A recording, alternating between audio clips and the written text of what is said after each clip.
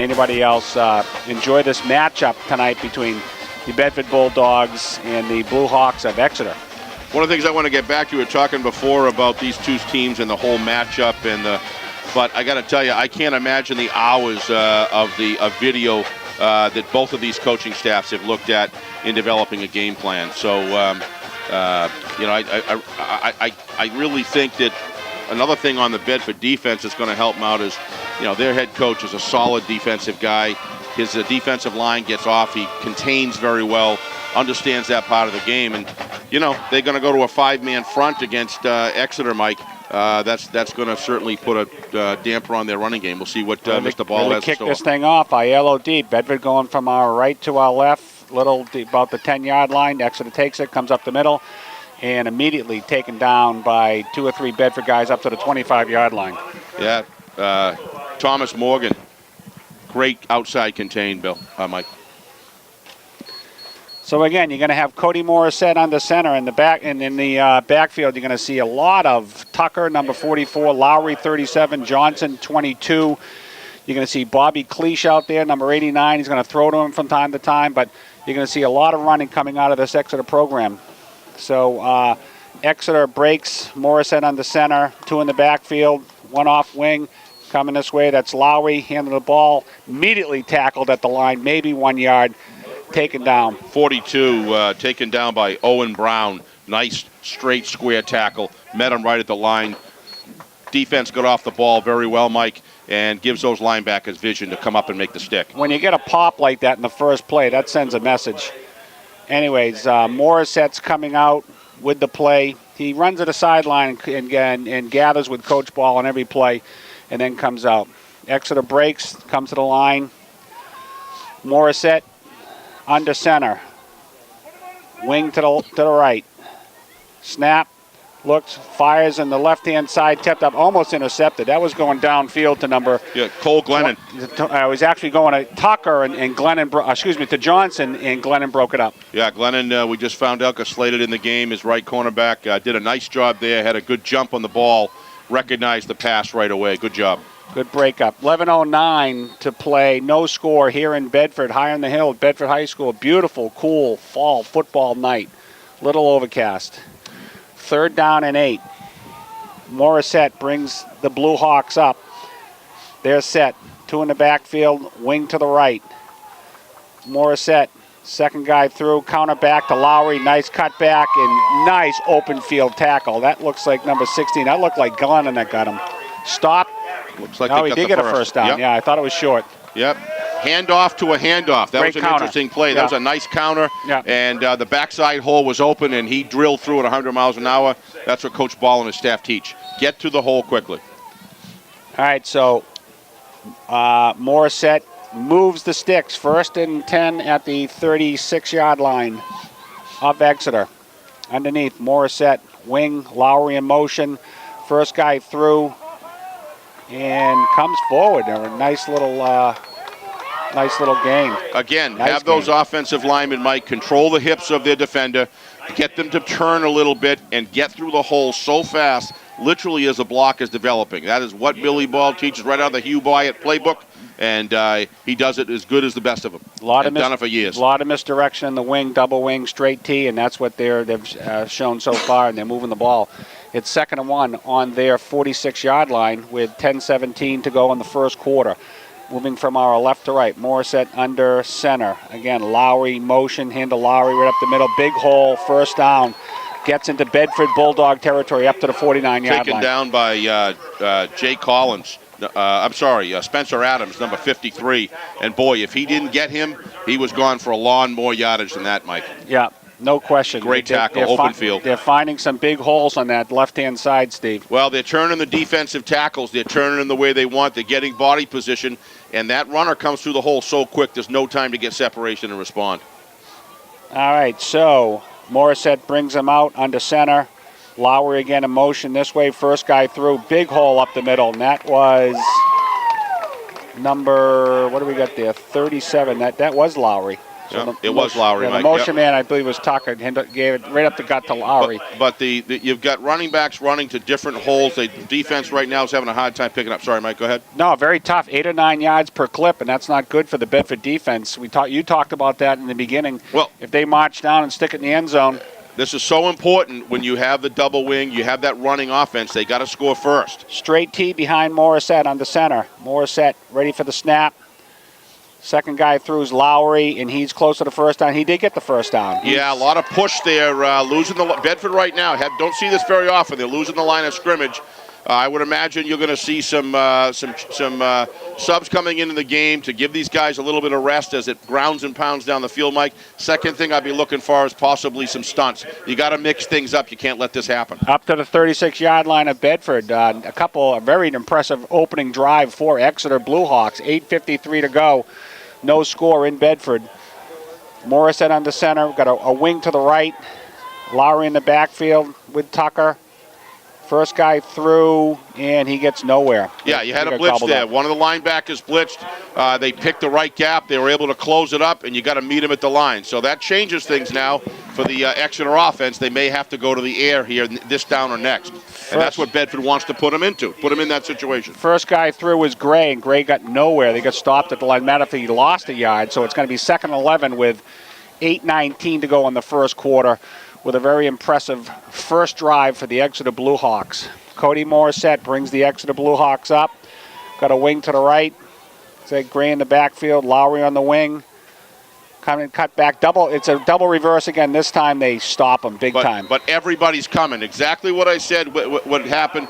That Coach Stank knows this game with the best of them, and he understands how to change things up. If it ain't working, you've got to do something else to mix it up, and that's what's going on right now. All two of those three linebackers, Mike, jammed the line and stuffed it up. Big play here, 3rd and 11 on the Bedford 37-yard line in the first quarter. 7:37 and the clock ticking.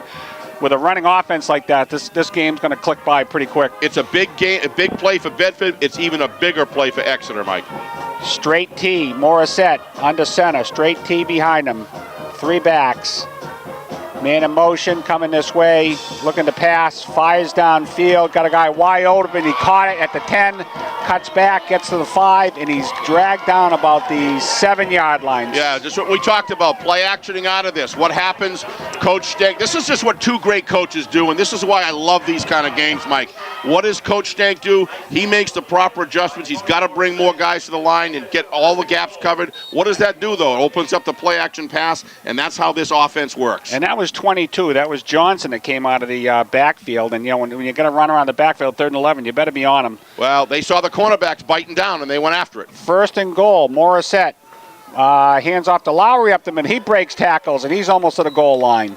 Very impressive. Bedford, you can look at this. Look at what the guys are doing. They're kind of turning around, wonder what's happened. They're looking for the sidelines, as they should be. But right now, Exeter's looking awful strong. They are doing what they had to do in the opening drive, Mike. Exeter's on the Bedford 1-yard line, threatening to put the first score in the book here with 6:34 to go at Bedford High School on a cool, overcast fall night. With delicious burger smoke in the air, Mike. All right, same setup. We got a straight T in the backfield. Morissette under center. Morissette waiting for the snap. Second guy through. Looks like it's Johnson, right-hand side, and they stopped him. Right on the right at the goal line. 3-inch line, I think that is. Yeah. So Bedford with a nice stop there. This is a big play. 3rd and 1. So it's 2-down territory. You're going to go for. You got 2 shots at the end zone here, and we'll see what Exeter has up his sleeve. Morissette comes to the sideline, picks up the play from Coach Ball, and he's back in. Ready to run this 3rd and 1. Big play here at Bedford. I think if they hold the line of scrimmage, it's 2-down territory, but not if they lose yardage. Once again, Morissette on the center. Straight T behind him. Waiting for the snap. Morissette straight ahead, pushes. The line pushes, and he is in. Touchdown. They did it. That's what they had to do, Mike. We talked about this in the beginning of the game. Now it's a matter of recoiling for Bedford and getting that high-powered offense in gear. They have to answer, and I think they have to answer this round to kind of even to get the momentum back in their favor. So I did like the adjustments that Coach Stank made, though. I thought that he slowed down the run somewhat, but the play action opened up. This is Sam Wolf ready for the point after for Exeter. Ready to add another point to the scoreboard. Snaps down, ball is up, and it is good. So Wolf adds one, and Exeter draws first blood. 7-0 with 5:34 to go at Bulldog Stadium. Steve, a little surprised at that? No, I said this is what they had to do. We talked about this in pregame, that they have to come out and they get down the field. Now, when the double wing, the T offense, style offenses come down the field, 5:34, Mike. I mean, if I'm not mistaken, that's 6.5 minutes that drive just took. Yeah. That's exactly what the double wing does, and what that does is if they can keep doing that, that limits the amount of time that Connor Robert has to get going. Any team that wants to come in and beat Bedford has got to slow down the amount of plays that Connor Robert gets for snaps. If they can do that, then all of a sudden the spread isn't quite as effective. So let's see what Bedford can do here. I'm sure that they are rearing to go.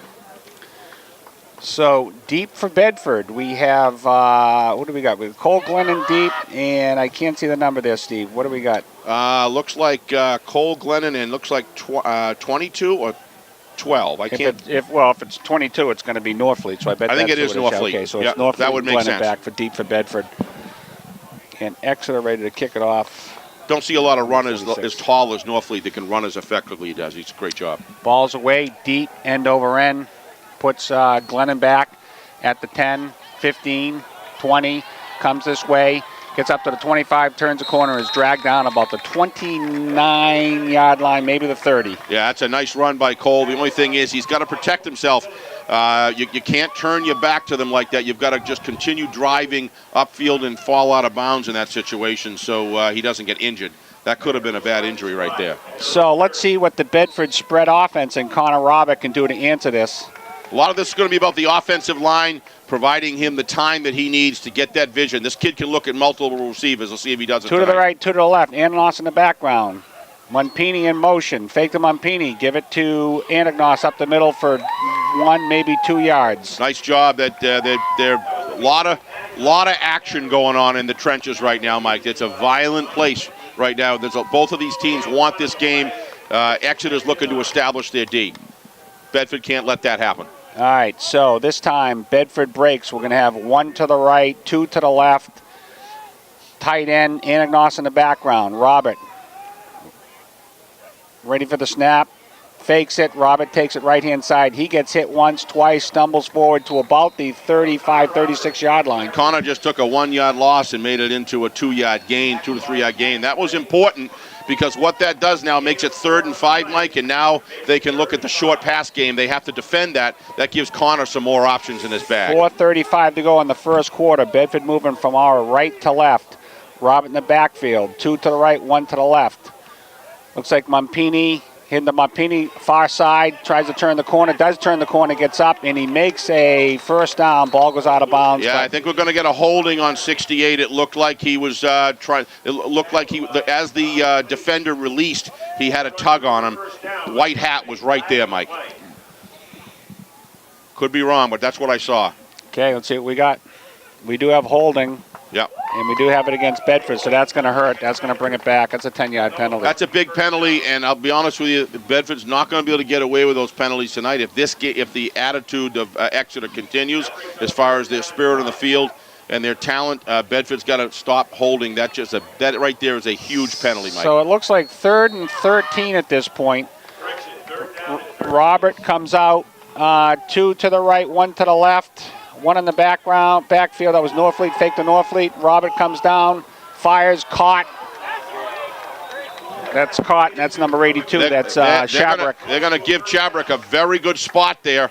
Looks like he may have got there, and they're going to give him a first down. How about that? How about 2 things there? How about Connor Roberts waiting for the right time, getting the time first place, waiting for the right time? How about Shabrick knowing where the heck he was supposed to be in the field? And good for him. Protection, great catch, first down. Bedford moves the sticks. That was huge in this trying to answer what Exeter did in their first drive.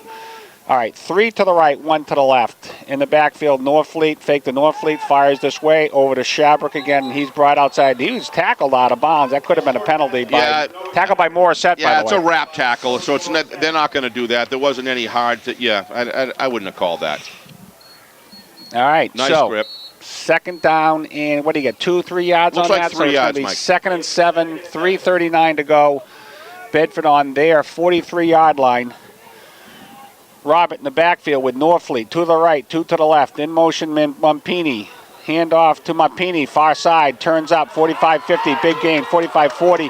It's down just before the 35-yard line into Exeter field. If Coach Ball does not follow Mumpini along the line with a scout player, they're going to be in trouble all night long. All night long. Yeah. So Coach Ball on the other side has got to get a scout on this guy every time he's in motion and run him down. He's so quick. Anyways, 3:19 to go. Bedford now in Exeter field for the first time today. Robert in the backfield with Norfleet. 1 to the right, 3 to the left. Waiting for the direct snap. Snap back. Fake. Fires over here on the right, left-hand side. Turns the corner up. 45-15. Tackled out of bounds. How about Noah Chabrick on that block? You talk about first-class blocking right there, Mike. He turned that defender's body inside, and that's what gave him the 12 extra yards. Those are the little things that are going to bring Bedford up, put him into the end zone. I would look at Thomas Morgan on that, number 6, if I got that right. Great It game, was Thomas first Morgan. down. I was just so pumped up by the block by Chabrick. All right, so Robert now 1st and 10 at the 16-yard line. Robert waiting for the snap. Ananos in the backfield. Lagulon in motion. Robert coming right-hand side. Looks to throw. Now he passes. They first down, 10-5. Touchdown, Bedford. Nice play. Not only did Bedford score the touchdown, they did it in 2.5 minutes, and that's what you have to do when you answer back. Okay, if it takes you 7 to get to us, we get to you in 2.5. That's what Bedford needs to feel that momentum. This kick is important to tie this thing up, Mike. Bedford, fortunately for them, has a good kicker, and Bedford come off the field feeling pretty good about that exchange. Should be Aiello back there for the PAT. Ball is down, kick is up, and it is good. So Aiello answers, Bedford answers, 7-7. 2:50 to go in the first quarter here at Bulldog Stadium in Bedford, New Hampshire. Bedford, Exeter, 7-7. Play calling, Mike. Play calling. Excellent job by the offensive coordinator from Bedford. Every time there was open space, if you look, you could see where the space was opening up in the field, and that's where Bedford went next every single time. Connor Roberts is a leader, and it looks like he's very healthy on that run. I don't think there's any knee problems left now. I think he's got whatever that bump happened to win the kind of game looks awful good right now, Mike. Well, no question. I mean, that's the kid we've seen all year. Yeah. Very, very strong, very shifty. He reads the defense. He does. He could have handed it off to the man in motion. He could have thrown it out into the flats, but instead he tucked it and ran for. Was that a 12-yard TD run? I think that was more than that. It was about 18, I think. Wasn't that around the 17, 18-yard line, I think. Anyways, Bedford answers. And turned up the field beautifully. And now here we go with 2:50 to go in the first quarter. It's Aiello ready to boot this thing away. And that's going downfield. Little short, got it to 20 on the gallop. Turns out that's Johnson, gets up to about the 35-yard line. So let's see if Exeter can sustain it. Let's look at think about what the coaches might have done for adjustments on the Bedford defense upstairs, what they're calling down on the field, and let's see what they do. One of the things that's a little concerning is the cornerbacks have got to play a little softer than that if they're going to bring like 8 guys in the box. They've got to back up a little bit because they got burnt on that long play. Well, on that third and 11 where they could have stopped them, they came out of the backfield. Yeah, you can't have 8 guys biting down and the 2 corners biting as well. All right, so Morissette brings them out. We have 2 in the backfield, so we got a wing to the left, 2 in the backfield, Morissette on the center. Motion coming this way. First guy through is Lowry, gets up to the 40. No one breaks the tackle, 45, up to about the 47, 48-yard line. He got hit 5 yards deep. No one wrapped him up. But one of the nature of making it difficult to wrap up is this offense is they throw a lot of pullers. They double down, kick out, and pull through. And what that does is doesn't give clean shots for the linebackers to come in, Mike. It's difficult to bring them down. The vision isn't as good as it normally is with other offenses, and Billy knows that, and that's why he runs it. Coach Ball, I mean. Sorry. Lowry, Gray, Tucker. Tucker's offset on the left-hand side. He's in motion coming this way. Hands a Tucker, second man through. He's hit by 2 or 3 Bulldogs and does not get to the line of scrimmage. That was nice defense. Good gang tackling. the gaps are being filled, Mike, and as a result of more linebackers coming up. Be looking for a play-action pass, a quick slant behind the linebackers. If they're going to keep coming like that, I'd imagine you're going to see Coach Ball and his staff start calling some stuff right behind, maybe 7-8 yards out, should be open for them. But Bedford will have to close that up. Johnson in, Tucker out. Morissette brings the play in, ready to call it. 1:41 to go. Ball is on the 47-yard line of Exeter, moving from our left to right. Look for a play-action pass here, Mike. Straight T behind Morissette. Morissette, man in motion, going back to pass, fires downfield, and it is a flag. That's going to be interference. We got a flag down. It's going to be interference. Yeah. There were two interference. One was he got behind the receivers. Looked a little bit like a wounded duck, Mike. If he had been able to throw it longer, I think he would have got separation. That was for Jake. Help me with that last name, Steve. I believe 6. that looks like Forozinski. Or Porozinski, number 6. He had 3 Bedford guys around him, and they sort of mauled him, so the guy threw the flag. I think it's a good call. It's a good call. There's no question. And, Bedford did what they had to do. If that pass was deeper, they did not have – he would have caught that. So might have saved the touchdown there. Did I just hear they called a defensive holding on that? Yeah, that's what they would do. Oh, not pass interference? That is – well – It could be the same. 6-1, yeah. 6-1. I think they held the receiver. I always think a defensive holding at the line. But anyway, so they're going to get a first down out of this as they mark this thing off. So Exeter into Bedford territory at the Bedford 43-yard line. 1:24 to go in the first quarter. All knotted up 7-7 here. If you're just joining us, it's Bedford Bulldog hosting the Exeter Bluehawks here in Bedford, New Hampshire. Exeter's opening drive marched it right down the field with a Morissette 1-yard plunge in and a .8 T by Wolf. And then Bedford marched right down, and it was Robert with a nifty little run and a yellow point after for a 7-7. So here we go, Morissette, straight T. Second guy through, he gets hit, knocked around, keeps the ball, comes this way, near side, tackled by Anagnost. Maybe for a 1-yard gain. That looked like a broken play, Steve. Yeah, I think it was a broken thing. He missed the handoff, but he was smart enough to go to the outside. He saw everybody biting in the middle. Bedford is absolutely stacking the box and challenging Exeter to either pass or throw flare pattern, screen pass. I'm just surprised that they haven't called a screen yet.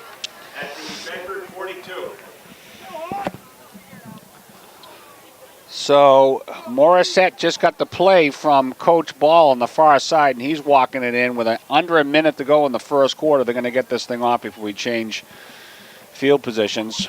Exeter's coming out.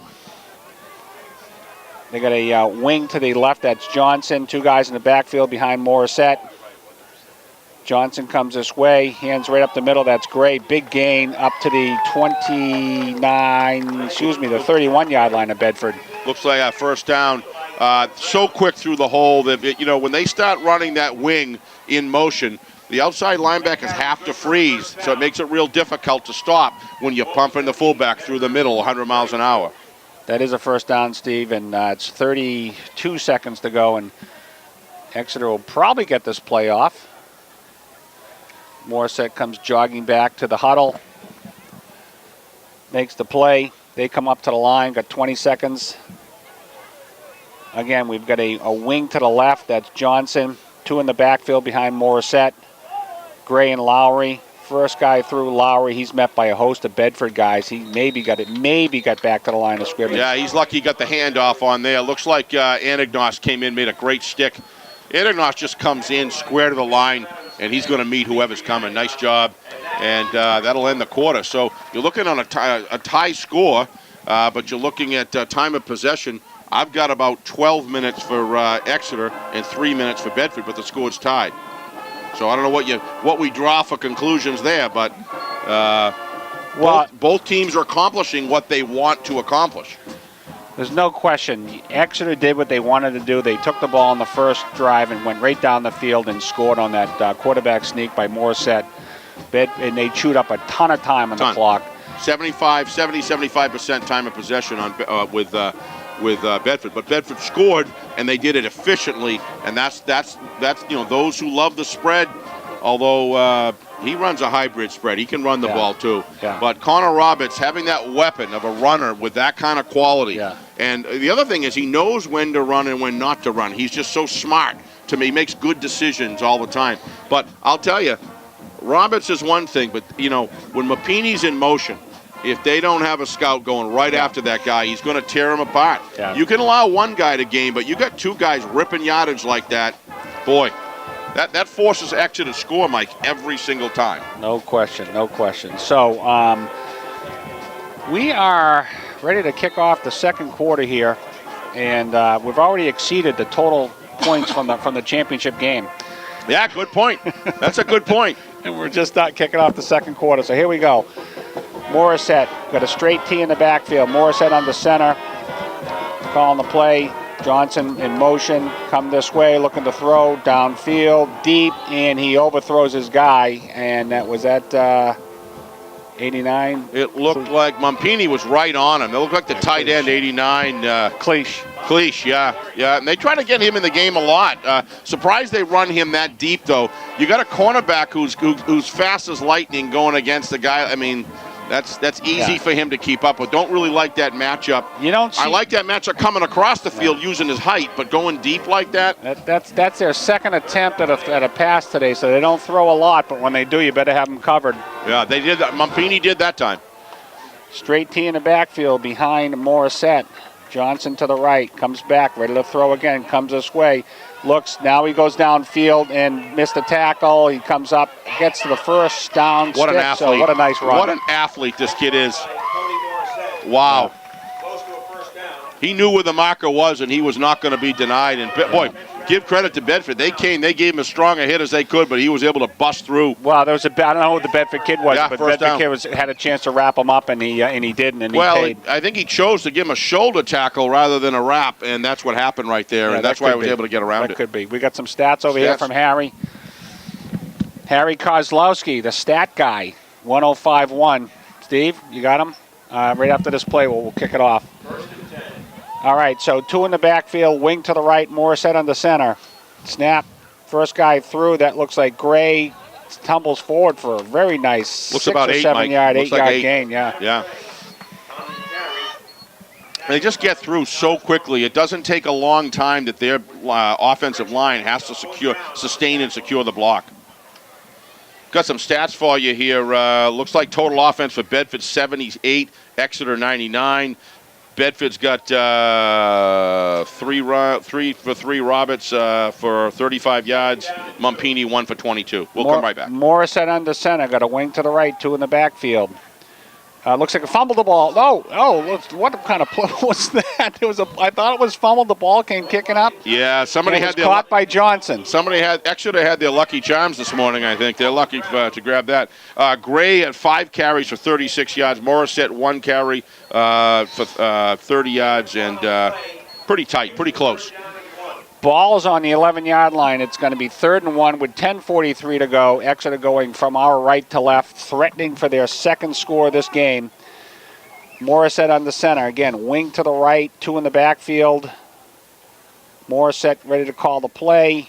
Now he's calling. He doesn't like what he sees and calls timeout. Well, I think that was just trying to draw them to go off the line, and obviously they have a different. I think Coach Ball wants to give his offense a little bit of a rest. They've been on the field for a long time. Probably wants to give them a rest, and also thank you. Also wants to give them an opportunity to think about, do they want to run a couple plays, or are they trying to make a decision on whether to kick or not, Mike? Yeah, no question. So we got a timeout here. And while we have a timeout, Bedford Athletic Department would like to thank the Bulldog Athletic Booster Club for volunteering their time this evening to work the concession stand. The Athletic Booster Club encourages all Bedford families to consider joining the Booster Club and get involved. For more information, please check out www.bbabc.net.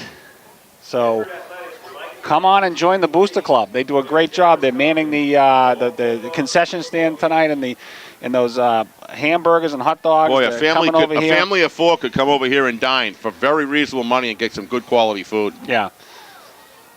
So anyways, thank you for all the Booster Club. This is why this field looks like it does. These people do incredible work. do a great job. All right, so here we go. 3rd and 1. Big play here for Exeter. Morissette with a wing to the right, under center. Morissette, first guy through, looks like Gray. Gray gets enough yards for the first down. It sure looks it. Yeah, he's got it. That's a big first down right there because that's a big first down for Exeter, Mike. Yeah, it's going to be 1st and 9 on the Bedford 9-yard line, and they're threatening again to put a second score up. And we may remember that fumble and recovery by Exeter because, boy, that was big fortune for them. All right, Bedford's got to stand firm here. Straight T, Morissette under center. 3 in the backfield. Johnson goes in motion. Lowry, right-hand side, he gets 3 or 4 yards before he's tackled. So they're moving the ball, Steve. Well, the beauty of the T and the double wing is you can get through the line so quickly, and that's what happens. I'm just watching these guys, and but you know, Bedford's not really giving up. I mean, they're still holding pretty firm. But if I had to judge by the Goffstown game, looks like Goffstown may have done. It looked like Exeter was struggling against Goffstown, running a little bit more than they are here. However. Looks like we got an injury timeout, and that's number 53 for Bedford coming off the field limping. And that is number 53 is Jacob. No, that's Spencer Adams. Yeah, that's not Boy, good. I don't even recognize Spencer anymore. This kid has been in the weight room. He's really growing. Wow. Here we go. Good linebacker.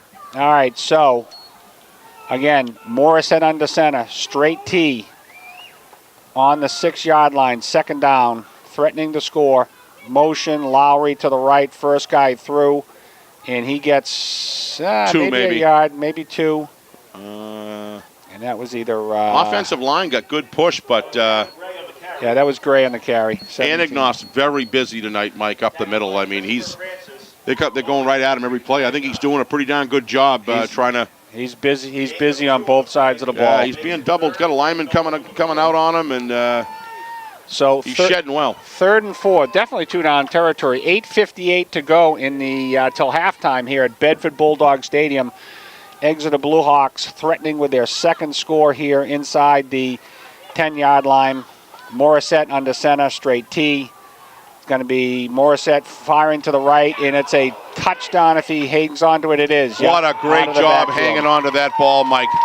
Looks like, was it Mumpini that came across? That was Johnson for Exeter. I'm not sure. But I mean, who came across and made that stick? He did everything he could to try to jaw that ball loose, but give the receiver from Exeter credit. That's a big play right there. Yeah, Lucian.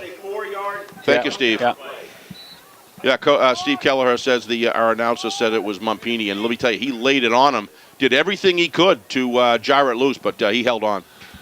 Wolf for the extra point, and that is good. So now they're going to put 7 more on the board, and they're going to be leading 14-7. It's another 5.5, almost 6-minute drive, Mike. Yeah, that was at 8:39 in the second quarter. So yeah, it was a lot of time off the board. This Bedford defense is a quality defense, clearly one of the best in the league. And I got to tell you, Exeter has had to have had a good week of practice to getting through the line. All the wheels are turning. Everybody's doing their job, and that's why they're able to move the ball on this excellent Bedford defense. So what Bedford has to do is say, okay, you guys come to play, so have we. We're going to execute well on our style offense, and we're going to come back and do it in half the time. And then ultimately, this is going to looks like more and more like it's going to be who has the defensive stop. You know what I mean? Yeah. I got a little. So anyway, it's. All right. So anyway, Exeter is ready to kick off to Bedford, and we're going to be going from our right to left. Back deep for Bedford is probably North. Yes, Northfleet and. It looks like Shabrook. So. What was that? Yeah. Ball's away, and it is short. This looks like Shabrook coming this way. Gets out to the 25, breaks a tackle. Still breaking tackles. Wow. Gets out to about the 30-yard line. Looks like 3 or 4 spin moves there, Mike. And now it's back. Looked like 3 or 4 spins there, Mike. And you got to be careful that ball doesn't come loose if somebody hits you. But he looked like he was wrapping it pretty well. Yep. So 8:30 to go until halftime. 14-7 Exeter with Bedford now with their second possession. Connor Robert comes out with the spread offense. We got 2 to the left, 1 to the right. In the backfield, looks like Norfleet. Hands off to Norfleet, far side, breaks a big hole, and gets about 8 or 9 yards upfield, positive yards. Like the way that Norfleet leans forward as he runs, protects the ball well, leans forward as he runs, does a great job. Not many tall guys can run as well as he does. He's a tall guy. I think he's 6'2". 2 to the right, 1 to the left. Norfleet in the backfield with Robert. He bobbles the ball, fumbles the ball, and falls on it. That's a heads-up play. I think that was Norfleet came across his front a little quick, Mike. I don't know if you saw that, but looked like the snap came at an inopportune time, maybe a little bit late. Norfleet was in front of him, and I think it screened Roberts from being able to see it. So he loses a bunch of yards. Now it's going to be third down and about 13. Looked like a late snap, wasn't it? Bedford on their 31-yard line. So 1 in the backfield, Norfleet in the backfield. We got 3 to the right, 1 to the left. Fake, fires this way to Mumpini. Mumpini tries to break a tackle and immediately driven out of bounds. It So looks like he's going to be a yard back. short. This is a flag. So, we mentioned that in one of the earlier plays about hitting out of bounds. I think that's what happened. What do we got? Holding. Wait a minute, what's he calling? I don't know what it is. Yeah, they're going to Exeter trying to get what they want to do. It looks like it's going to be a Bedford hold. Against Bedford. Depending on where the ball is, you got to know, as Coach Ball is going to know where the line of scrimmage is before he makes that call. So that must have been a downfield hold because he already had the ball. Mumpini was going up. Remember this call that Coach Ball makes, because I'm going to be surprised. Declined. Okay, so it's going to bring up fourth down because it's not a first. Where's the ball, Mike? Where's the spot? Is anybody? So I look at the guy. He's about a yard short right now. Yeah, but it's a little more than a yard, so that's going to be very interesting. This is a big decision now. I go for it. Coach Absolutely. Ball deferred to Stank. Yeah. I'll be surprised and they're going to go for it. Yeah. 2 to the left, 2 to the right. Robert in the backfield, waiting the snap. Trying to draw her off, Exeter looks like. Now he comes up to he's kind of line of, he changes the call at the line of scrimmage. Norfleet in the backfield. Robert goes back and a quick kick downfield, and that's going to take a Bedford roll. I like the call. Let it go, get down to about the 25-yard line of Exeter, where they're going to take over. 6:55 to go, in Exeter leading 14-7. When you got a leader out in the field like that can do it all, athletic enough to do it all, to pooch kick like that, I really like that call, Mike. I don't know about you. I think that is exactly what they need. They never would have got that yardage if they had punted it way back, and they don't have a run back, and that's boy, for me, Mike, high school coaches that learn more and more and more not to allow the other team to have a run back on your special teams is a good idea in my book. I like the call. So Exeter is going to take over on their... I'm not sure I'm in love with the call that Coach Ball made. I think I might have taken that 10 yards, and because could have been a little better position. Could have been a little better position, yeah. But I mean, that's why he's out there and why he's a legend. So he knows what he's doing. All right, Morris said there's a timeout on the field. Looks like Bedford didn't like what they had on the field, and so they called timeout. I'm not sure they had the personnel they wanted out there. Yeah, they're looking at each other. I'm supposed to be here. So wisely, the coaching staff calls a timeout. You don't want to take any chances there. You know, it's smart. It's 6:55 to go till halftime. They get 3 timeouts per half, and we've said this before. You can't take them in the locker room, so you might as well use them. That was a great call for Bedford to call a timeout. They had the personnel out there. They didn't have the right setup. Let's get it right, guys. With down 7 and 6:55 to go till halftime. Yeah, this is so far. This is going Exeter's way. The way that I mean, they're the ones not only are on top, but they just made a defensive stop, Mike. So you got to give them the advantage right now. But the beauty of a spread offense is you can get behind and still catch up. That's a little more difficult with a ground and pound offense. You got to play ahead. Let's remember last year in the semifinals or the first round against Merrimack when they were down two scores. Exactly. Came in and won in overtime. This is a potent group, but. All right, so here we go. 6:55 to go till halftime. Exeter's moving from our right to left. Morissette brings them out. Straight T in the backfield. Here goes Lowry to the right. Fumble. Ball's on the ground, and it's a scramble. Who's got it? Who's got it? Bedford's got it. Turnover, Bedford. Big mistake by Exeter. And big mistake. Bedford territory. And this is why, what Coach Stank did is he played the field position game. He says, you know what? I believe in my offense. We're going to get other tries. I want to pin them down deep and put them in the field position game, and that's paid off for him. Yeah. Deep in Exeter territory. Bedford's going to take over now on the 24-yard line, looks like, with a chance to hopefully make Exeter pay on that turnover. So Robert, 2 to the right, 1 to the left, and now Exeter calls timeout because they didn't have the right personnel. So that'll leave Exeter with 1 timeout. Yeah. If Bedford scores, that could prove costly on their attempt to get back and coming the other way. Don't like to use those timeouts in those situations. It isn't like there's a fatigue factor here. I mean, both of these teams have had a lot of rest with all the penalties and everything else. It isn't like you have a fatigue factor. So that's an unfortunate timeout for Exeter. They had to call. That's good for Bedford. And good for Bedford. When you're a running team, you really need those timeouts as well because, you're going to be attempting to go after the field vertically or north-south, and it's difficult to get the clock stopped. So 6:49 to go till half. Exeter leading 14-7, but Bedford threatening here. It's going to be 1st and 10 on the Exeter 24-yard line. So Bedford spread offense comes 2 to the right, 1 to the left. Looks like Norfleet in the backfield with Robert. Hand off to Norfleet, coming this way, cuts up, sees a hole. Couple guys bring him down, breaks a tackle, moves forward, gets to about the 10-yard line. I love the way this kid leans forward and runs the ball. He also protects it. He's got some tremendous leg strength, leg drive there. And like I say, very unorthodox to see a tall ball player with that kind of ability to run. All right, 1 to the right, 3 to the left. Anagnos in the backfield. Robert waiting for the direct snap with 6:30 to go till half. Hand off to Anagnos. No, Robert keeps it, fires over to the left-hand side. That's Mumpini comes up. Boy, he can shake and bake, can he? Excuse me, that was no, that was Mumpini. It was a number 1. Actually, was it number 1 or was it Mumpini? Myers. No, that was Crowley. On the tackle. That was Connor Crowley with the catch. That was not Mumpini. Sorry about that. And boy, he juked the defender there and got himself another 4 yards. Very important yards. 2nd and 1 with 6:19 to go till halftime. Anagnos in the backfield. 2 to the right, 1 to the left.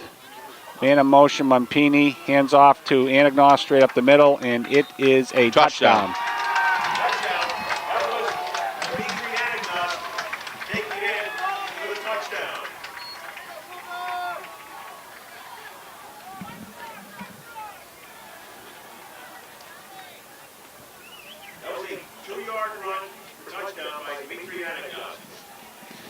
So a 2-yard run, and here we got Aiello out here for the extra point now, ready to knot this thing up if he can get it.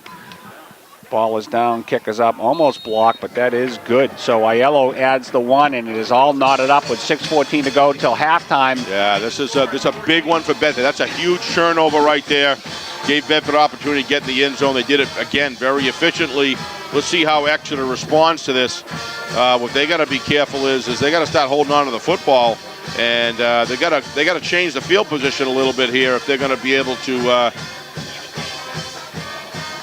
capitalize on the opportunity to bring it down the field. So the ideal situation in a situation like this with a ground and pound is to use up those 6 minutes and 14 seconds so Bedford doesn't have an opportunity to score.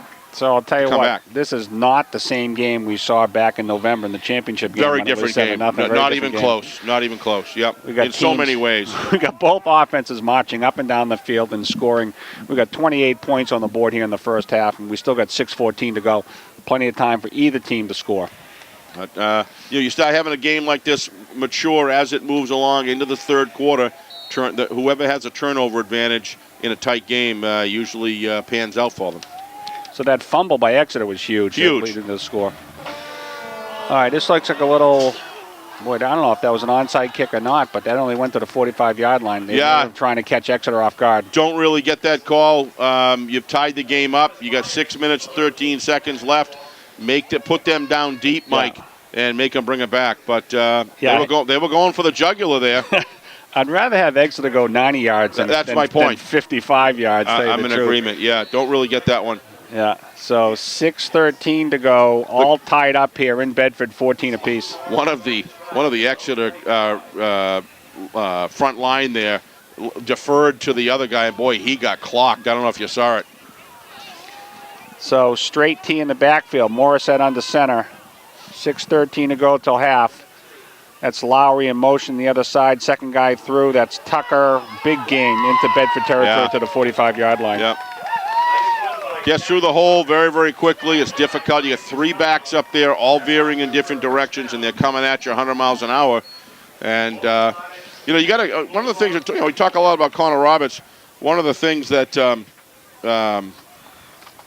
my gosh, I had a quarterback from Morissette. One of the things that Morissette does extremely well is he hides the ball. He's carrying it down low, hands it off low. It's all about misdirection. All when you're about running misdirection and having stealth handoffs. Morissette, again, under center, straight T. This time it looks like first guy coming through, that's going to be Adam. Yeah, I can't, 17, is it?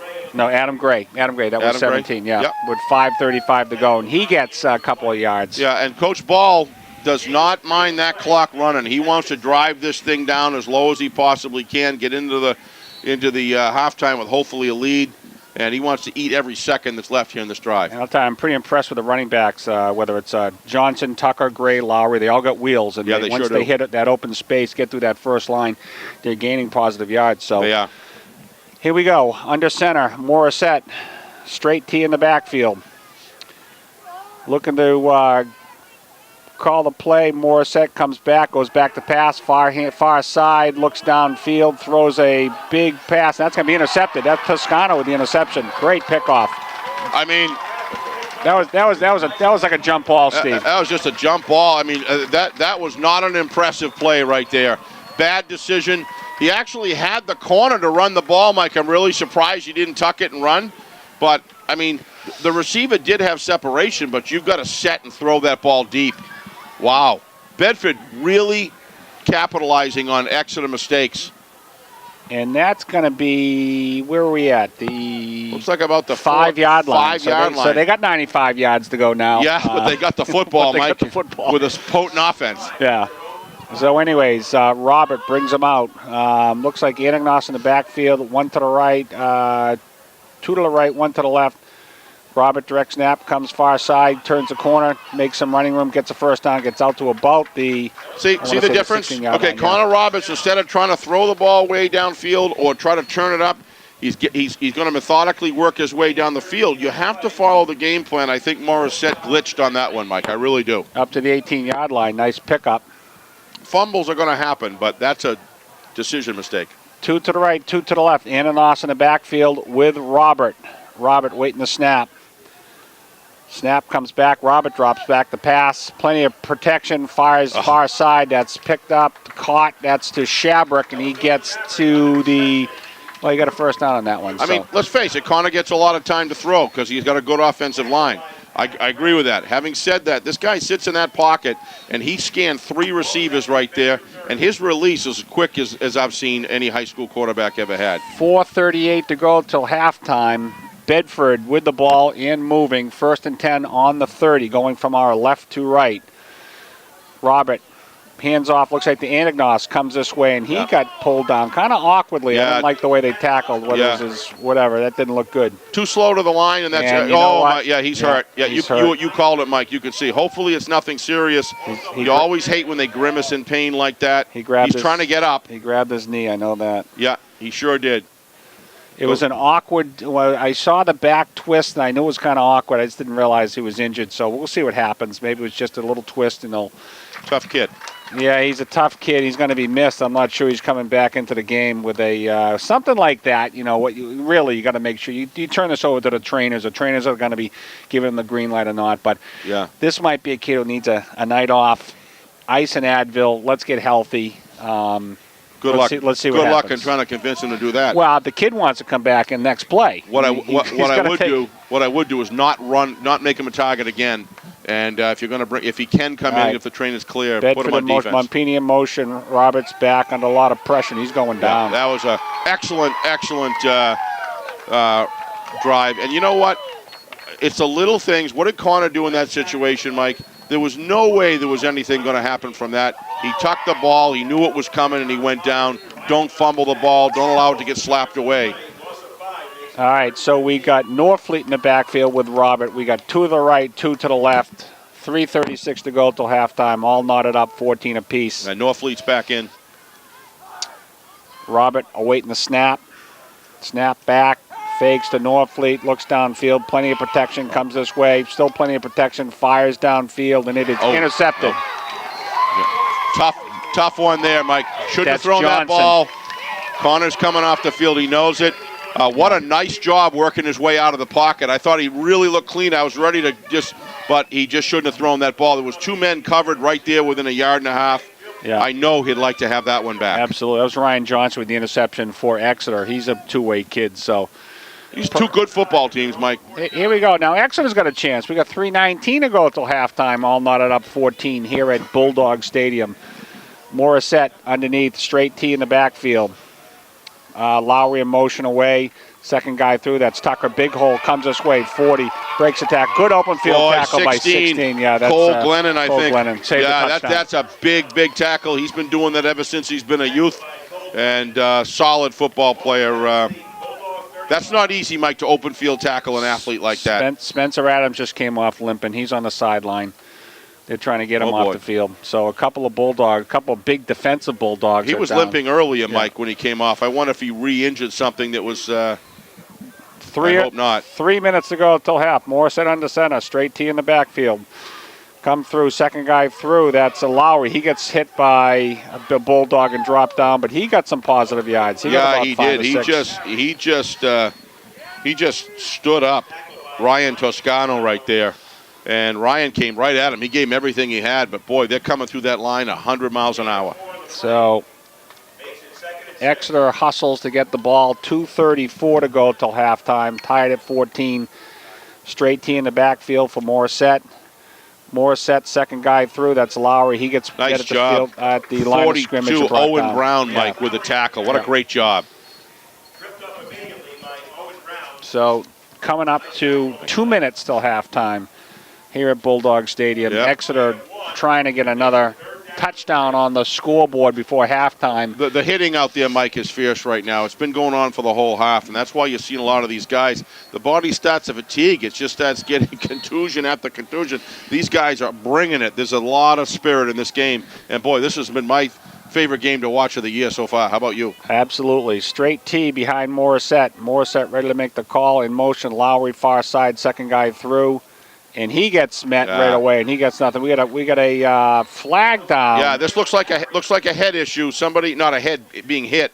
Looks like a bad decision by somebody. Personal foul, face mask, Bedford. That's going to be first down. That's not good. That is a huge penalty. Those are the type that takes Coach Stank and really frustrates him because he had these guys stop, Mike, third and 5. And that's going to give them a first down. And, you know, they're starting to lose a little bit on the clock. That's going to put them that much closer to the end zone, probably within field goal territory, wouldn't you say? Well, absolutely. Whether they got a kicker that can boom it. They had this kid, 71. What was his name for Exeter? He was their point after guy. He did a nice job. He's got a leg. Yeah, Sam Wolf. So Sam Wolf, he's got a leg. So we'll see. But Exeter's thinking we don't want the leg. We want to run it in. Yeah. Number 70, Fromey, for those getting a look from Syracuse. I heard left tackle from Exeter. Big dude, like 6'6", 280. 6'6", 6'7", something like that. Big guy. All right, straight T in the backfield behind Morissette. Johnson in motion, first guy through, and that was Lowry, I believe. Yeah. No, that was Gray. 78. Gray, first guy through. 78 on the tackle. Seth Andrews wrapped him right up. So 1:12 to go till halftime. We got 2nd and 7, balls on the 11. Yeah. Don't forget that timeout. I thought they had, I was saying they got 2. I think they got 1 timeout left, Mike. So Gray, Tucker, Johnson behind Morissette. Johnson far side, second guy through. Nice, he's definitely got close to first down territory. That's Tucker. Yeah, looks like he's going to have it because they gave him forward progress. It looks like right now. So if that's the case, it's going to be first and goal. Clock is moving. No, they say he didn't get it, Mike. Didn't. 37 looks like he's short about a foot. seconds to go. This is playing right into Billy Ball's hands. He's only got one timeout. That was costly. Morissette with the straight tee. Goes back, gives it to Tucker right-hand side. He's going touchdown. Wow. Wow. Bedford had that would have been a big stop because they would have had to use the timeout. Yeah. That's a big, big run there. Looks like a little fatigue, Mike, on the Bedford defense right there. What do you think? I might have called a timeout there. You could see they were kind of getting out of the huddle a little slow. Yeah. You got timeouts, use them. Those turnovers hurt, and that interception that Robert threw definitely hurt. Exeter scored. His Wolf ball is down, kick is up, and it is good. So Exeter puts another 7 on the board with 24 seconds to go till halftime. Exeter's leaving 21-14. Kind of a surprise. We didn't think Exeter was going to do this kind of it's damage. not a surprise when Exeter opens up with a 7-minute drive. But we were talking about pregame, Mike. When this style offense opens up with a drive and eats 7 minutes off the clock before the offense even gets to get a snap, they've made mistakes, but now Bedford is matched that with some mistakes of their own. One a penalty and one the interception. So the mistakes are kind of even right now, and Exeter's time of possession has got to be over 70%, yes? Oh, no question. Yeah, I mean, when you run this T double wing offense, you're just running the ball, run. I think they've only thrown it 3 times. Yeah. And one of them was a completion, so the clock was continuing on that. So they chew up a lot of time on this. With Big this turnover offense. there. Big turnover. Yeah. If they could have gone into the half without that turnover, this would have been a little bit of a different slant. But I mean, this thing is going to be a great second half. I'm excited about it. So we got Exeter ready to kick off now, and we're not sure will they send it deep or they squib it. 24 seconds to go. I assume they're going to send this thing deep. 21-14 Exeter. And let's see what Bedford's going to do with their maybe 1 or 2 possessions left. So ball is down. It is, what's the squib? Wow. Almost an offside. That's some pretty good, onside. Good field position. They got 2 timeouts. By doing this, they've just given. I don't like it. I don't like it at all. Well, hold on. As a Bedford guy, I like it. If I'm an Exeter fan, no, I'm talking about the call. Yeah, I'm thinking, what are you doing? Oh, as a Bedford guy, absolutely, this is fantastic. Absolutely, you just gave Connor Robert with an arm like that guy's got an opportunity to get down the field. Maybe. No, what I was saying, Mike, is I don't like it from the kick standpoint. So 3 to the right, 2 to the left, empty backfield. Robert back to pass, looks far side, fires to the sideline. That's caught, and that is 82. That's Shabrick. That just shows you how much faith they have in Aiello. They believe they can do 3-out patterns and get Aiello within striking range. Yeah. And they may be right at that. So empty backfield again. 3 to the right, 2 to the left. Robert waiting the snap. Ball back. Robert looks far side, fires. That's caught. Shabrick again out of bounds. 4 seconds off the clock. Well done. He's saving his timeouts, and he's doing out patterns so he can strike the end zone once. 13.2 seconds to go. What do you say they need? Aiello to the 30? Would you say that? Yeah. 25 would be better. This kid's got a leg. He can kick it 40-something. So again, empty backfield. 3 to the right, 2 to the left. Robert straight back. Looks. Plenty of protection. Fires down the middle, and it is caught.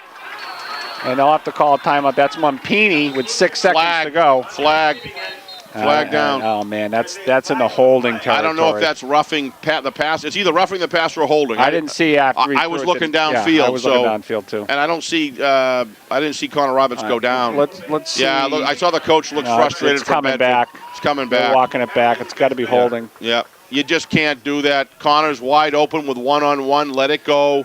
Don't make that play. Holding. Now you've just taken the score away. Yeah. Holding Bedford. Yeah, but I got to tell you, Mike, I mean, you just can't hold. If you're beat in that situation, you have to let him go because what you've done is you've taken, I mean, they're down. Well, unless he's going to crush your quarterback, then I take the penalty. Yeah, but you got Connor wide open out there. He can beat almost any, I'm not sure. I guess you could argue that, but I'm not saying you just open the door. I'm just saying you don't pull him from behind. Yeah. But it was backside. It was blind side. Obviously, that holds, so maybe you could argue that point. But, you know. Couple of big penalties against Bedford, and we've seen that in the early games. Memorial, we saw it in Portsmouth. We contribute that to first, second game jitters, but now they're in game, it's 5 sustained. or 6. It's becoming systemic. And you can't have that because penalties will kill you. Injuries and penalties, and we've seen a lot of both tonight. Penalties happen along drives. I'm not saying that. What I'm saying is in key plays, your team's trying to go down and score. Hey, it's all easier said than done, right? But it's still, you really want to work hard not to make a blatant hold. And the flag was very deliberate. You could see it immediately thrown, So this looks like Exeter is probably going to go into a little prevent defense. Yes. We got 6 seconds to go. I think Robert's going to get a chance to chuck it downfield, but he's got Norfleet in the backfield with him. So back to throws down the middle. That's little razzle-dazzle. It's coming to Montpini this way. He's got plenty of room, and another razzle-dazzle, and it's on the ground, and Exeter recovers it. Well, not bad, though. But time's out, number 55. It's halftime. He's all pumped up, but no time left.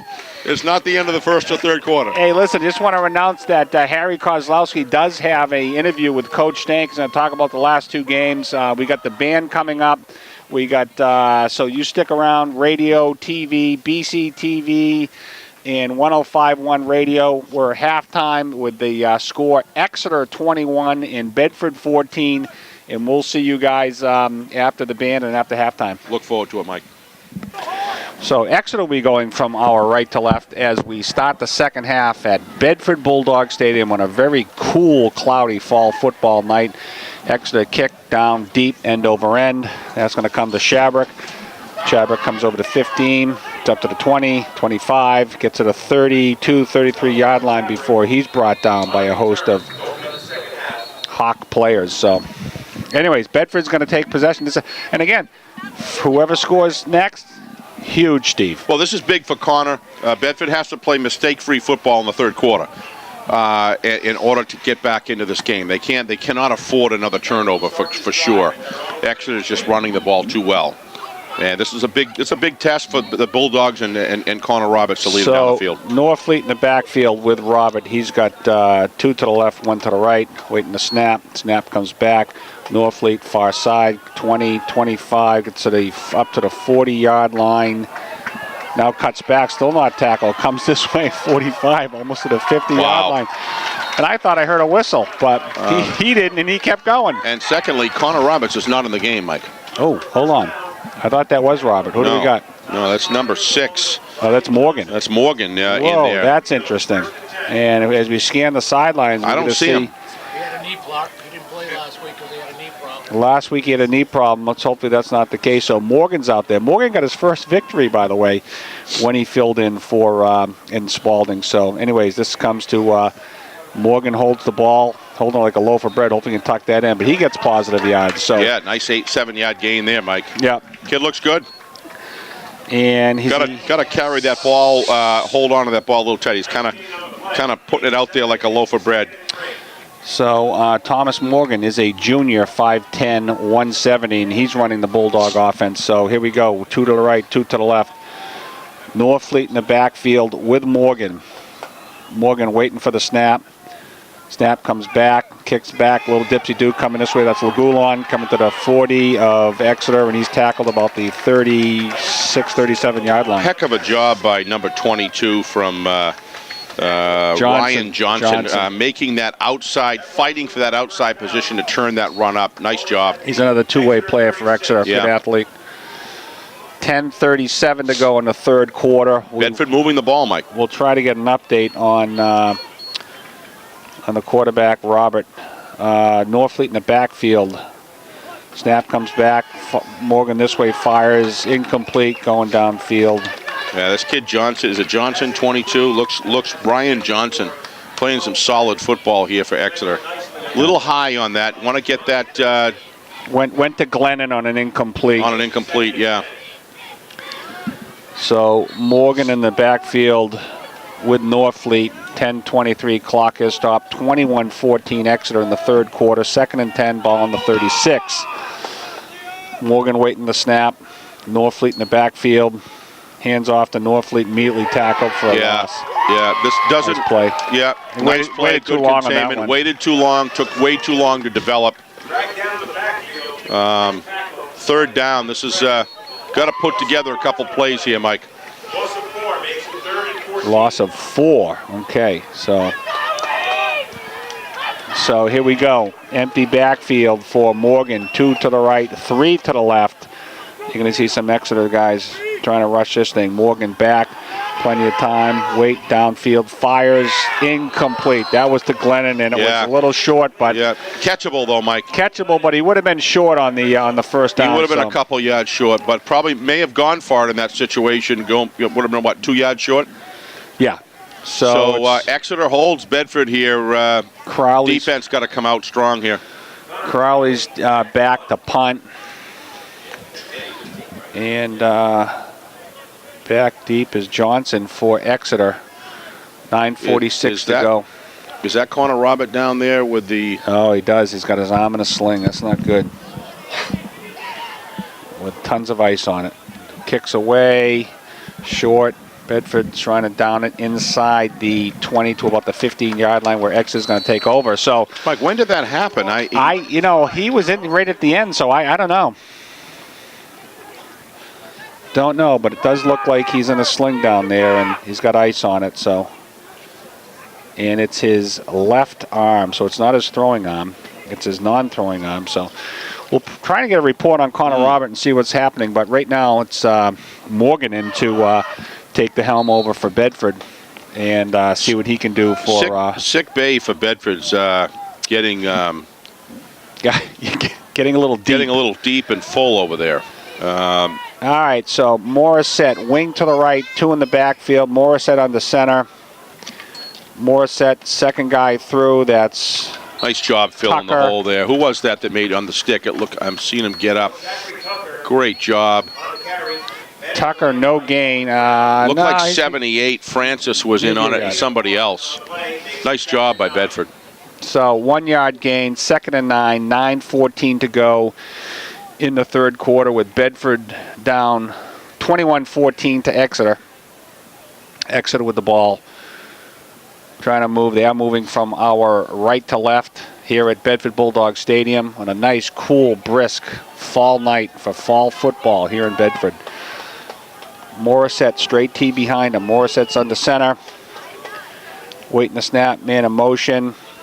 Second guy through. Morissette far side, looking to run, tucks it, gets up to the 20.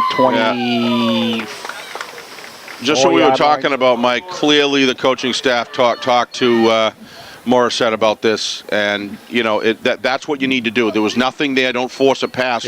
With that kind of athleticism, run the ball. So 3rd and 2, looks like on the 23-yard line. Surprised. I thought he got a little further than that. Must have gone out of bounds. I thought so too. But 3rd and 2, big play for Bedford here. This, if they can stop them, they're going to force Exeter to punt. But we'll see what happens. So the guy's coming in here, filling in for the linebacker core, just doing a great job. Straight team, Morissette under center. Lowry in motion, far side, second guy through, and they stopped him. Great job. Stopped Johnson big time. He did not get it. So 8:34 and counting. Looks like Exeter's going to punt. That's what Bedford needed right there, Mike. Great stop. I just said these linebackers coming in. You don't see any, it's amazing. And they're punting for the first time today, Steve. With 8:32 to go in the third quarter. So tells you how much success they've had. So anyways, who do we got back there? We got Mumpini back there. I can't see the number. Anyways, kicks up, a little short. He's going to get away from it. Takes an Exeter bounce, and Exeter's going to let it roll. Yeah, they got about another 10 yards on the roll there. So Bedford's coming back with some pretty good field position here. 8:04 left in the third quarter, Mike. What do you do here if you're Bedford? I mean, Well, so you got the new kid out there. You got Thomas Morgan running the show out there, and you want obviously to have this kid all the success in the world. You want to keep him safe and just keep running the offense. So that's all Bedford can do. I Thomas Norfleet him to, and Thomas Norfleet him. This kid's such a great player. He's in there right now. Let's see what he can do. 2 to the right, 2 to the left. Norfleet in the backfield. Langulon coming in motion this way. Direct snap. Morgan left-hand side. Gets 4 or 5 yards still on his feet, and then hammered out of bounds. All that's great, but you're in a situation there. You lose this quarterback, and what do you do then? I'd be letting some of these workhorses do the work. To me, that's kind of a risky thing. But the kid gets yardage, and you have to keep him honest. You have to let him know that the quarterback can run. So 7:56 to go in the third quarter. 2 to the right, 2 to the left. Norfleet in the backfield with Morgan. Direct snap. Norfleet coming this way. Gets to the 50, 45, 40. Nice run. Nice pick. Really like this kid. If I was Coach Stank, I'd run behind. Put this kid behind that line and let him go. He runs hard, and he's a punisher. Yeah, that was Thomas Norfleet. The kids. I remember Coach Stank talking about him. He's one of the stronger kids on the team, so he's a bull. 7:48 to go in the third quarter. Morgan, empty backfield, 3 to the left, 2 to the right. Ball is on the Exeter 39-yard line. Norfleet in motion, lines up behind Morgan. Morgan awaits the snap, hands off to Norfleet straight up the middle, and he gets tackled maybe a yard or two. Yeah, so it'll be, 2nd and 8, 2nd and 7. I think they're doing what they have to do. It's going to be interesting if they let Morgan air this out, Mike. We don't know what kind of an arm he has. He's thrown one. It was a little short, but who knows? I didn't see the Spalding game, but he played most of that, right? Yeah, and he got his first win. He got his first varsity win in Spalding, so good for him is right. 7:08, clock is ticking, third quarter. Norfleet in the backfield, 3 to the left, 1 to the right. Morgan takes it, direct snap. He's taking it up far side, and he's only going to get a couple yards before they drag him down. So this is a big play right here, Mike. I'm not sure that Coach Stank won't push this into 4-down territory if they get another couple yards. I totally agree. Yeah, I think he'll go for it. He knows how important this possession is. So this is like 3rd and 4, maybe, Steve? Yeah. Yep. Norfleet just comes off the field. I can't see who went in. It looks like 30. That's Toscano. That's Toscano. Another good runner. Yeah, so so deep. Toscano, 2 to the right, 2 to the left. Morgan in the backfield with Toscano. Morgan waiting for the snap. The junior, direct snap, goes back to pass, fires, caught down the middle. That's a nice catch. That looks like that's 16 Glennon. That's a backup quarterback. Liking this kid. That is a good release. Gutsy. Pocket set. Yeah. Gutsy call there. I would agree with you. And turned out well for Bedford. That's a big play for them. Moves the sticks, 6-12 and counting in the third quarter. Bedford down 21-14 to Exeter here in Bedford, Bulldog Stadium. Toscano in the backfield with Morgan. 2 to the right, 2 to the left. Snap Morgan straight back on a pass again under pressure, little screen. Toscano with the middle misses two blocks, 2 tackles miss him. He gets down to like the 15-yard line. What a nice move by Toscano. Wheels outside there, avoids the tackle, and gains another 5 or 6 yards. Yeah. Second, well, this is a good position that Bedford's in here. 2nd and 4. On the 16 of Exeter. Clock ticking, 5:35 to go in the third quarter. Now we got Morgan, we got Norfleet in the backfield with Morgan, 3 to the left, 1 to the right. Calling the play, snap is back, Morgan gives it to Norfleet, gets tackled, breaks a couple tackles, maybe gets back to the line. Yeah, got to be careful holding that ball out like that. You could see it exposed. Yeah. The last thing Bedford wants to do right now is lose the football on a turnover.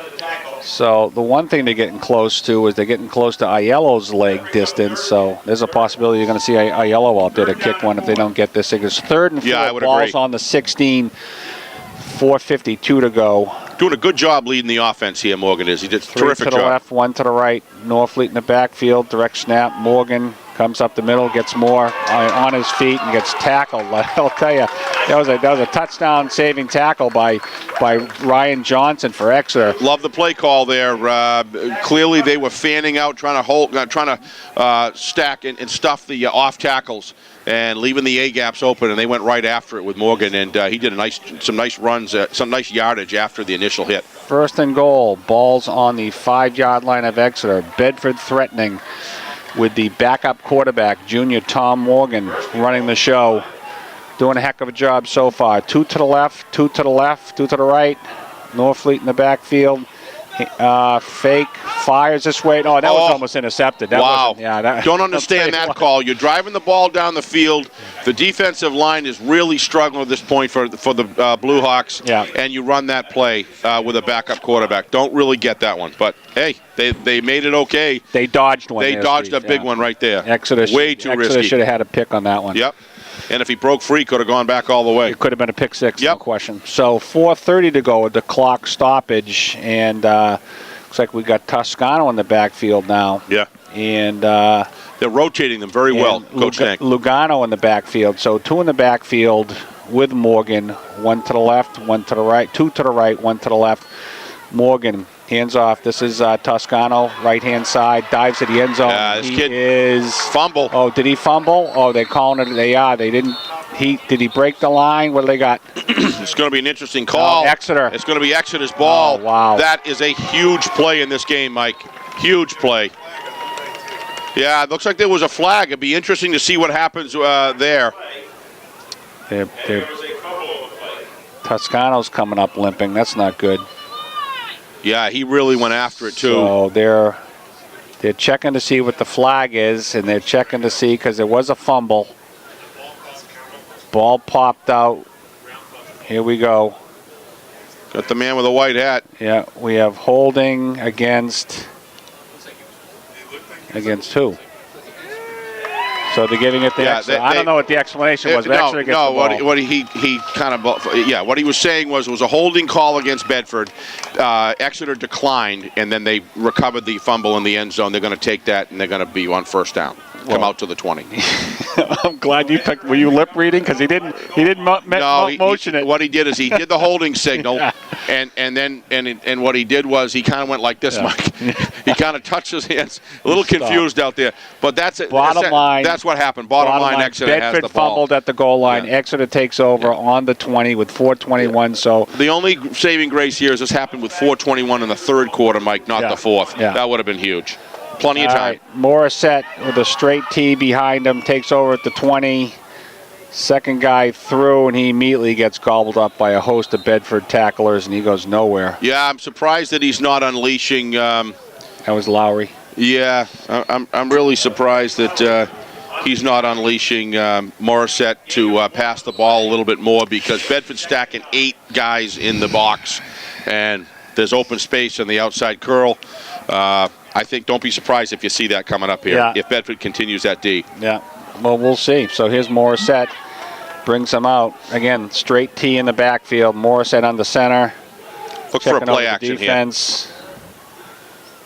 Pitch coming this way and gobbled up. Well, he's still on his feet. That was Adams. The effort of all these players on Bedford and Exeter is just amazing this game. Excuse me, Adam Gray. That was Adam Gray with the carry. Don't you get the feeling that both teams feel there's a lot at stake here? And they're playing this like a playoff game. They're giving everything they have. Big play right here. 3rd and 6. Sure is. 3rd Ball's and 6. on the 24 of Exeter. Really think that was the time for Exeter to do a play action, Mike. Chose not to do that and did a pitch out instead to the left side. But now you can expect a pass. I'm not sure Bedford will bring them all right now. All right, here we go. Straight T backfield behind Morissette. Morissette comes back to pass, throws over the middle, and that's incomplete. Yeah. So they're going to have to kick it away. Yeah, that is a good defensive stand. I would argue not only did Bedford play great defense, not the best set of play calling right there. The time to do that play action is when on 2nd down when they're trying to stuff the run, not on 3rd down when you know you have to pass. Yeah. Agreed? Totally agreed. Yeah. Mompini's back for Bedford, and Exeter's ready to kick it away with 2:56 to go in the 3rd quarter. This is Morissette, Mr. Everything. Quarterback, punter. He's got a good leg. Ball's away. Nice kick. Oh, Mompini, what an athlete. Goes far side, breaks a tackle, 50, comes up to the 40, breaks another tackle, and I think it was Morissette that brought him down. I mean, I'd kick it away. I'd kick it in the corner out of bounds. I would not let. No, I'm serious. I'm totally serious, Mike. I don't care if it's varsity football or not. I would not let him run the ball back. He's going to juke at least 2 guys every single time and get 30 yards back. Why give it to him? Yeah. You know, go for it in 4th down. You would have been better off then. You know, this kid's amazing. He's a good athlete. He's fast. We like watching him. Mompini. Lucian Mompini. He plays he just plays with his heart right on his sleeve all the time. All right, here we go. Morgan We've got Norfleet in the backfield. We've got 2 to the right, 1 to the left. Hand to Norfleet, straight up the middle, tripped, and then got 4 yards. I don't know if you're watching this develop. What I'm seeing now is the offensive line of Bedford start to take over, and they're starting to take over, and the defensive line is kind of getting pushed back a little bit on Exeter. This could be a turning point in the game, but a lot of it's based on play calling. You have to keep on calling. If you're winning the line of scrimmage, keep on running the ball. A lot of those guys are two-way players, so they may be fatigued. That could be. Norfleet in the backfield. Morgan ready for the snap. Morgan fakes it, fires over here to the lagoon line, and that's incomplete. I mean, your offensive line is dominating the defensive line, and you do an outflare. I don't get it. This is maybe getting the last couple sets have been getting a little trickier than maybe they have to. I'm not afraid to call it as I see it, Mike. I don't think these plays are really helping him. You're winning the line of scrimmage by 2 yards after the first second of the snap. Lagoon out, Crowley in. Norfleet in the backfield with Morgan. 2 to the right, 2 to the left. Morgan looks over the Exeter defense. Makes a motion. Snap back, and we have a timeout. Yeah, potential costly timeout right there. You need these timeouts at the end of the game. And the tempo that was set with some of these funky plays are just not needed. And you put yourself in a situation where it's become so crucial that you have to burn a timeout. Boy, I'd save that. I mean, you are down in territory, and it is 3rd down. I get it. But it's 3rd and 5. You're winning the line of scrimmage. Keep on driving until they stop it. Listen. You're preaching to the choir. I agree. Keep it on the ground because there've been a lot of success. I didn't know you were in a choir, Mike. I've done a lot of things. That a boy. Anyways, listen, you got a young quarterback here in Tom Morgan. He's a junior, came in and I'm not saying Tom. So no. What I'm saying is use the timeout if you have to. Oh, absolutely. To help this kid. You put yourself in that situation because you're running these bubble screens and all this other stuff. You're winning the line of scrimmage. Exeter at that point was completely beaten every single play. They were getting blown off the line, and you got Thomas Norfleet with the ability to carry the ball. So Bedford did burn a timeout with 2 minutes to go 2 minutes and 8 seconds to go in the 3rd quarter, trailing Exeter 21-14 here at Bedford Bulldog Stadium.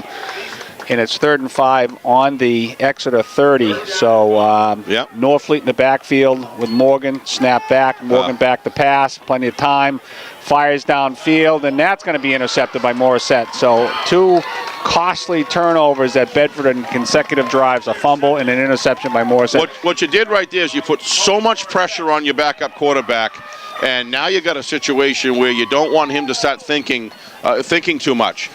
You've got Thomas Norfleet, probably one of the best runners on the field, arguably, right? I mean, this kid gets yardage every single time. And the thing about Morgan is he's a good little quarterback. He runs the ball well. I got to give the kid credit. I wouldn't be doing it too much because you can't really afford to get him hurt, but you're trying to win a very serious football game here, and you're winning the line of scrimmage. The weight and the strength of Bedford offensive line in the 3rd quarter has really turned this game around. Bad news interception. Good news, they intercepted it on the 4-yard line. So that is. Exeter has to go 94 yards to pay dirt. And Exeter's offensive line has not looked like it did the first half, Mike. All right, so 3 in the backfield. Morissette on the center. First guy through is, I can't get a number. It's going to be the Lowry or it's going to be Gray. Nobody's moving anybody on Exeter right now as far as their offensive line. Bedford up front trenches are being won on both sides of the ball. This bodes very well with a 21-14 score for Bedford to be able to make a comeback here. Unless something can happen. I mean, I'm just really shocked that they're not play actioning Morissette right out on downs 1 and 2 rather than waiting to 3 and 4. Good point. 9 guys going in. I mean, Coach Stank has done it. He has stopped the run consistently. Second down and 9. Ball on the 5-yard line. Morissette. Now we've got double wing motion. First guy through gets 3 or 4 yards, and then he's tackled. Yeah, but you're not seeing those. You're not seeing those runners getting free through the seam. Yeah, that's Lowry who had the carry. Okay, so now everybody knows you're going to pass. So this is the passing down? I don't get it. The time to do that was last down or first down. I've said enough. Third, listen, great analysis. Gotta have fun. Great analysis. You gotta have fun. Coach Stank, I just noticed the sign, was very upset about something on that last play. Couldn't really tell what it was. 3rd down, 4 to go. Exeter breaks huddle. He is zoned in. Morissette comes down, straight T in the backfield behind him. Morissette looks over the defense. Snap. Goes back to pass, straight back, fires down the middle, and no one's around. Everybody knows you're going to pass. I don't understand this at all. Yeah. So this is really allowing Exeter's lack of performance on offense. I argue this is much closer. You stack 9 guys in the box, right? Yeah. A Bedford quality football player. You've got to throw on those downs, and now you're throwing when all the DBs are back. And you're not running. I do not understand it. Mumpini deep. Bedford's trying to get a guy up the field. There's going to be too many men on the field. They're going to get a first down out of this. And they kick it right to Mumpini. No, but it doesn't matter. Bedford had too many men on the field. It's going to be a first down. Doesn't matter what he does. That's coming back. You're kidding me, Mike. Nope. You are kidding me. He was about 5 yards from the sideline, and he didn't get out, and I saw the flag come boy, on. that is huge. Too many men on the field. Oh, that's what it is. See, one guy tried to run off. You see the ref come back and pull him back on the field. 4, 5, 6, 7, 8, 9, 10, 11. There's 12 out there, yeah. Yep. But he was trying. The guy was like 5 yards from the sidelines. I watched him coming off, and then. Did you see him try to? I saw the flag. So. Hey, you can't blame the kid for trying to get off the field. And this is going to be a first down if that's the case, because that's going to be a 5-yard penalty. Next is going to continue with the ball. Okay. I was wondering why you said first down. I thought it was 6 to go, not 4. You're right, That's Mike. 4, yeah. That is a costly penalty. If this is what it turns out to be, they're having a conference. Which they should do. In a call this serious, there should be a conference. I really like when staffs do that. Slow the game down a little bit. Let's get our heads together. Let's make sure we all talk, get the right call, and that's exactly what we're doing here. Good job by the refs. Whatever the call is, they're at least conferencing. Here it is. It is. Too many men in the field. It's going to be against Bedford. Yep. And it's going to give Exeter. Should be a first down. They're talking that over right now, but you're right, Mike. I don't see how it couldn't be. Well, you look at the sticks over there. Sticks haven't moved. It was 4th and 4. 4.5 yards. You're going to get 5. 5-yard penalty. Yeah. So, yeah, they're shooting themselves in the foot. Yeah. Bill Jennings comes up with the call of the night. Didn't he email us last week that he wasn't going to get animated anymore? He's full of anecdotes. I love this guy. We love this Talk guy. about guys that wear their hearts on the sleeve, Mr. Mike. Football, I'm telling you. He's Mr. Baseball. He's our boss. Yep. Went to the 3rd quarter. But, Mike, didn't you say you look better in the umpire's own uniform than he does? Is that what you... I used to. You used to. That's what it was. You used to. At one time you were. He had the Joe. He had the Joe. Well, you guys have really umped some big games, too. You guys have had a lot of fun in your career, I know. A lot of fun. Yeah. I hate to have to swell your heads, and I've had people tell me what great umpires you guys are. I hate to have to say that, but I did. So, and we appreciate that. Well, it's true, guys, and So anyway, Exeter is getting the ball back with 15.4 seconds to go in the 3rd quarter. I am impressed with the officiating here, Mike. This is what should happen on a play that's this serious. Get every ref's opinion in, and then the man in the white hat has to make the decision. So I'll give these guys some credit. Todd Trask, the umpire, lineman Kevin Bulldog, line judge Rick Zecca, and Richard Poslow, the back judge. And the head referee, man with the white hat, is James Molan. Yeah, he's doing a good job. He's using the resources that he has out in the field to make this call to get it right. They've already moved the stick, so it is first down. They're going to run the clock here. Very, very costly mistake by Bedford. Mistake by Bedford. That's I don't know. You want to blame coach, you want to blame kid. It was the only thing is that defense is playing really well right now, so hopefully they can make a stop. All right, so Exeter's trying to get the ball snapped, and he's having a conversation with the official. Exeter's waiting. They're just letting the clock go down to end the 3rd quarter. That's what they were doing. So. Well, they got to get in and talk about the sequence of play calling for the Blue Hawks because, like we were saying earlier, this is just they're shooting themselves in the foot. Well, Exeter hasn't done anything the past couple of drives, but no. Bedford, we're going to talk about this, and hopefully we're not talking about this with at the end of the game saying this is what killed him. But Yeah. 2 turnovers, a fumble, an interception on a long pass, and then costly penalties. Too many men on the field, giving Exeter the first down. And the defense has given Bedford 9 lives. They really are. The defense is doing one fabulous job. You got you got some top-notch players on the bench, and you got these number 2s coming in doing a fabulous job. But you can only give them, you can only do that so many times. The offense has got to start getting penalty-free and shooting themselves in the foot. I mean, that's a sideline thing. You can't have 12 men on the field in this situation. It happens. We understand, but one guy's got to be looking at that every single play. Yeah, it shouldn't happen, but it happens. But you know what? You know, as you work out these issues, what you do want to do is improve every single week. The problem that we're getting into here in the division is Goffstown is playing some fantastic football, and that game is still ahead of us. And this game is very important to be able to even it with 1 loss apiece if they can win tonight and then beat Goffstown. Not only do you have Goffstown, but the last game of the year is Central, and Central's going to come in here. That's traditionally been has not been an easy ride by any stretch. If we go back 3 or 4 years, we were at that. We called that game. Central beat us here and knocked us out of the playoff with a 7-2 record. Was that pre Billy? No, actually no. Billy's prehistoric. There is no pre-Billy. Right. No pre nothing. He's been. All right, Billy remembers Continental Cablevision years ago, right, Bill? Morissette, 2 in the blast from the past or what? Pitch, far side, Lowry gobbled up, got nowhere. Yeah, this defense is just doing a fabulous job for Bedford. They are keeping this game in within striking distance. But as you know, this is when they run the T, the double wing, and they run the clock tick, tick, tick, tick, and that's what Exeter wants to do. They want to run as much time off this clock as possible. Yeah, but you've got a 1-score lead. You don't have a 10-point or a 14-point, and but you do have a backup quarterback in who's darn good. This kid impresses me when he runs. All right, here we go. Offset. Wing, Morissette under center, 2 in the backfield. First guy through, and he gets gobbled up for a couple yards. So what are you going to do? You're going to pass it again now in third? I mean, this is just the same sequence every single time. No creativity whatsoever. It's pretty obvious that Bedford's going to stack the box with 9 players in the first 2 downs. They should.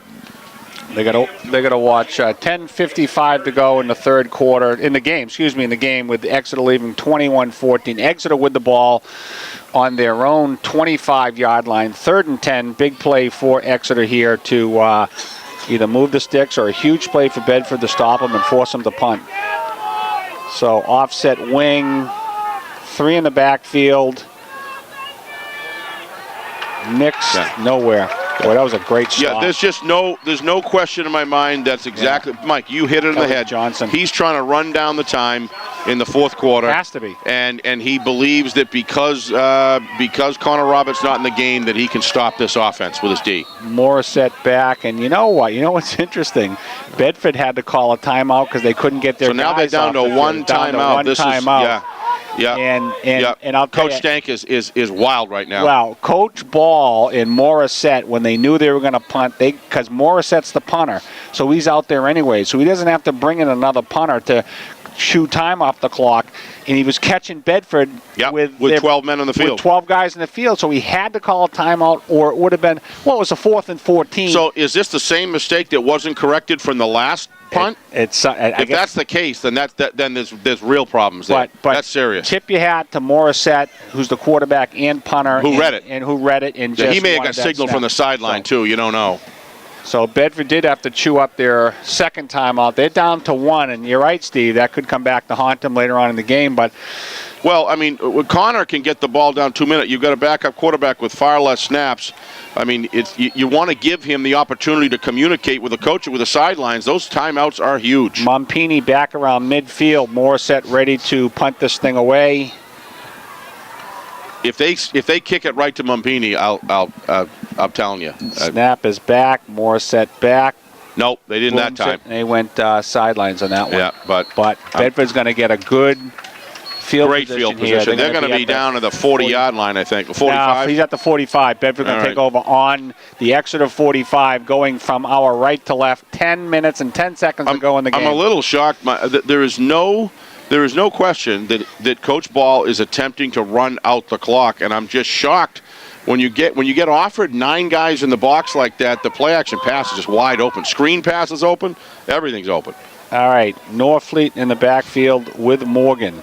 2 to the right, 2 to the left. Morgan comes up, checks it at the line. Waiting the snap. Snap comes back. Morgan, Norfleet coming this way, being pursued by a bunch of nice block by Mumpini. Mumpini threw a great block. Flag. We do have a flag, but I think we got a hold on 52 downfield. Oh boy. Yeah, I'm pretty sure it's on Bedford. I saw it. If they called it, it looks like Jacob Collins. So let's see what they got. Here's the call. I could be wrong. Personal foul. Below the knee. Yeah. Oh, okay. Blocking? They got him blocking outside the blocking zone. I saw hold. I didn't see that. I saw the block, but I didn't see it below the knee. I thought there was a good solid block. It was that cutback block. It looked like they're listen, they made the call. They'll have to review it. I didn't think it was that, below the knee, but who knows? 15, I think, on that. Total yards and penalties. Oh, I don't know. I mean, Harry's got some stats down there. I don't know if you can put that together, Harry, but anyways, I don't have any idea. It's got to be over 100, over 80 or so. On the 40. Morgan in the backfield with Norfleet in the backfield with Morgan. 2 to the right, 2 to the left. Hands off to Norfleet. He gets gobbled up to the line, gets nowhere. This is very unfortunate. Time's a wasting here, 9:47. These penalties are just game-changing penalties, Mike, one after the other. And that 25. timeout is not game-changing, but it could be. So here we go, 9:34. It's almost like a tale of two halves, isn't it, guys? I mean, it's like this half is just so different than the first half. Well, no points have been scored this half, and everything was scored in the first half, so you're absolutely right about that. Norfleet in the backfield, 3 to the right, 1 to the left. Morgan in the back, waiting for the snap. Direct back to pass. All the time in the world. Fires this side, and it is intercepted by Morissette. So Exeter just picked off Morgan for the second time. 3rd turnover this half at Bedford, and that's... I mean, that thing was just a hanger. I mean, that, Yeah, he floated it You up guys there. know when you're behind the plate and you can see you can see a guy lining up to put it over left center field fence. That was what that was. That thing was a hanger. Yeah. So Morissette with his second interception in this half, and they're going to take over on their 40-yard line with 9 minutes and 8 seconds to go, leading 21-14 over Bedford. Yeah. And they'll go, and it's not over, but we're going to look at some things. There's a lot of time left, but we're looking at some things here where Bedford will have to make some improvements for the next game. So Morrison under center. Second guy through, that's Lowry. He gets hit at the line and nothing. So, again. But again, Mike, you got 9 guys, and you got Mumpini, 16 Cole Glennon, and you've got 7. And they're even biting down. I'm just shocked. I mean, why you wouldn't at least go after that? It's amazing. Little quick pop pass. I really think that Coach Ball believes his defense can stop Bedford from moving the ball. But we're not even finding out because Bedford's doing it on their own. Bedford's doing it on their own with penalties and in turnovers. 8:36, clock is going until the end of the game. We've got a wing right, 2 in the backfield. Lowry in motion. First guy through. That's Gray, I believe. Made up about, so it's going to be a 3rd and 7. Boy, every time, 3rd and 6, 3rd and 7, 3rd and 6, 3rd and 7. Yeah. So, interesting. I think he's going to play field position, right? He's going to run the ball again. If you get it, fine. If you don't, kick it further. Kick it further down. Pin him back. Yeah, pin him back, and make Bedford's offense work. Need to do a station recognition. 8:05. Yeah, BCTV and 105.1 here at Bedford Bulldog Stadium. Glad you guys are listening to us around the world, and the World Wide Web, and everyone else listening in on this great game tonight. Morissette under center. Fakes, comes back to pass, comes this way, fires downfield, and it is incomplete. Wow, that was a risky pass. Again, you pass on 3rd down with 3 guys. Mumpini. He's the breakup. This kid's playing a great game today on kick returns. He's really improved on his coverage, Mike. He was a little shaky there. Remember the beginning of the year? But I'll tell you, he's really tightened up his game. He's a big factor tonight, playing very well. And he's deep. Let's see if Morissette will kick to him. Morissette back. Ball's away. Kicks it. No, he backs away. Goes out of bounds. That's how you stop a kick return right there. That's a great kick. This kid can pound the ball. Yeah. I saw the Goffstown game on film, and boy, he was skying some balls when he was attempting to get some height on it. Really impressive. So 7:35 to go in the game. I'm not sure how many more times Bedford's going to get a whack at this, but so far the last 2 drives were turnovers, and 7:35 to go, 21-14. Bedford going from our right to left. Norfleet in the backfield with Morgan. 2, 3 to the left, 1 to the right. Norfleet this way, avoids a tackle, cuts back to the 30. Wow, here you go. 40, 45, 50, 40. One guy to beat, and they get him. So he got tackled from behind on a great run by Norfleet. They say, I just keep giving it to this kid. This kid is, if somebody's going to break it, it's him. He's the best player, best offensive player out in the field right now. I'll be surprised if they put this ball in the air the rest of the game. Might as well keep it on the ground. They've showed some success. Yeah, I would agree with that. 7:23 to go. 50-yard gain. So Norfleet in the backfield getting the play from quarterback Morgan. Morgan checks it off at the line. 2 to the right, 2 to the left. Norfleet looks gassed out there, Mike. Yeah. Back to Norfleet, tries to cut it up, avoids tackle, gets to the 20 inside to the 16. He gets speared at the end. I'm surprised they didn't call that. I can't believe they didn't call that.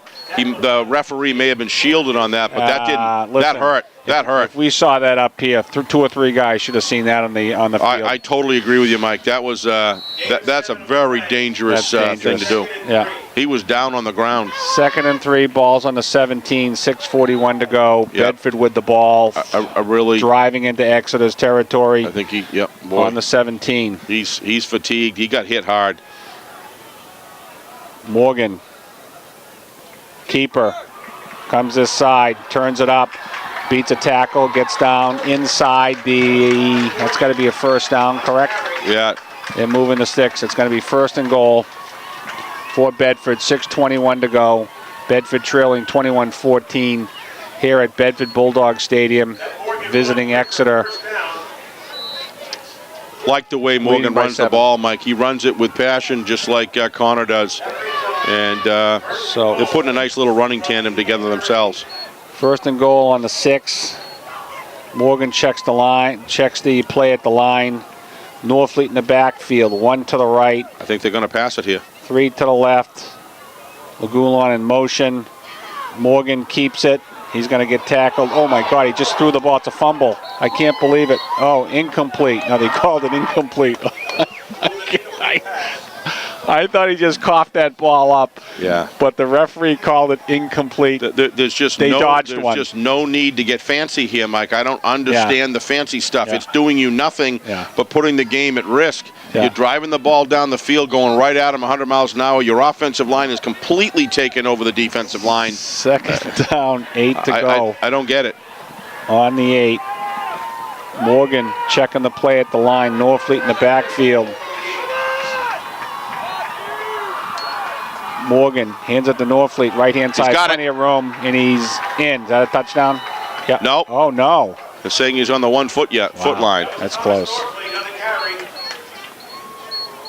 Little signal from Chabrick, from Noah Chabrick about something here. I don't know what it is. He's looking to get a play or something. Yeah. Little confusion. 3rd and goal from the 1.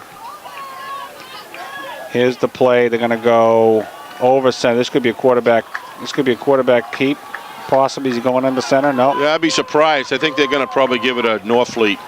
So Chabrick was after something. He's looking for play. Now he's going to call a timeout. A timeout. They just burned their last. Their last timeout. So he's putting it all on the line right here. Yeah. In this game on this one play. Well, it's actually 2-down territory, so let's face it, it's 3rd and 1. They're gonna. No, I'm talking about the timeouts. I mean, that's you're not doing this to win the game. You're doing this to tie the game, and with no timeouts left, and we saw Chabrick signaling from the playing field that. So was there some calm down. We don't know. Got to calm down just a little bit there, Mike. Make your point, but. So, folks, once again, BCTV channel 162223 and WBNH 1051, proud to bring you guys this football, NHIAA football, boys football from Bedford Bulldogs Stadium in Bedford, New Hampshire. And it's been a great game. The visiting Exeter Blue Hawks leading 21-14, 5 minutes, 15 seconds to go in the game. Bedford just used their last timeout. It's 3rd and 1 from the 1 with backup quarterback Thomas Morgan leading this offense right now. Norfleet in the backfield. Snap, give it to Norfleet, cuts up, touchdown. He's got it. In. That's why I said I think they give it to Norfleet. He certainly has earned that opportunity. He hasn't stood him wrong once. Again, Mike, the biggest problem we got right now from an Exeter standpoint, because I know there's a lot of listeners at Exeter, the Exeter team's having a real difficult time from the offensive line. Bedford's dominating on the offensive line. The game is tied. Exeter's going to get the ball with 5:12 left. Well, this is really going to be about... The game's not tied yet. We got to get this. Well, that's a very good point. Now. Yep. I have a lot of faith in Aiello. Aiello, ready, ball snap, ball's down. Now it is up, and now it's tied. We got to thank you, Mike. We got a tie ball game. This kid is automatic, though. You know, remember Adam Vinatieri back in the early 2000s. But yeah, you know, this is all Exeter has in position. I think if you would, you know, offer them this opportunity at this point in the game, before the game, they would have gladly taken this. So with 5:12 left in the fourth quarter, tie score 21-21, 3 timeouts. This is about Coach Ball putting together. But I'll tell you one thing, it isn't going to work if they're going to stack the box at 9 over and over again, and you're just going to keep running against it. That's not going to happen. I can't imagine that they're not going to take risks. The score's tied. Coach Ball's going to play the percentages, right? You called it earlier that it's 2 different halves. As a matter of fact, that's the first score in the second half. It is. Bedford put the only points in the second half up. And how valuable is Thomas Norfleet to this football team? Oh, extremely valuable. And this defensive squad has just shut them down. Yeah. Very well. So this is going to be a big kickoff here because Aiello hopefully is going to get this thing downfield. But you've got 3 Exeter football players ready to take this thing back. End over end. A little short. It's going to be taken at the 20. Gets up to the 25. Bumps into his player. Goes far side. Breaks a couple tackles. Gets out to the 35. It's about where they wanted to be. So let's see if Bedford's strong defense. They have played a fantastic football game in the second half.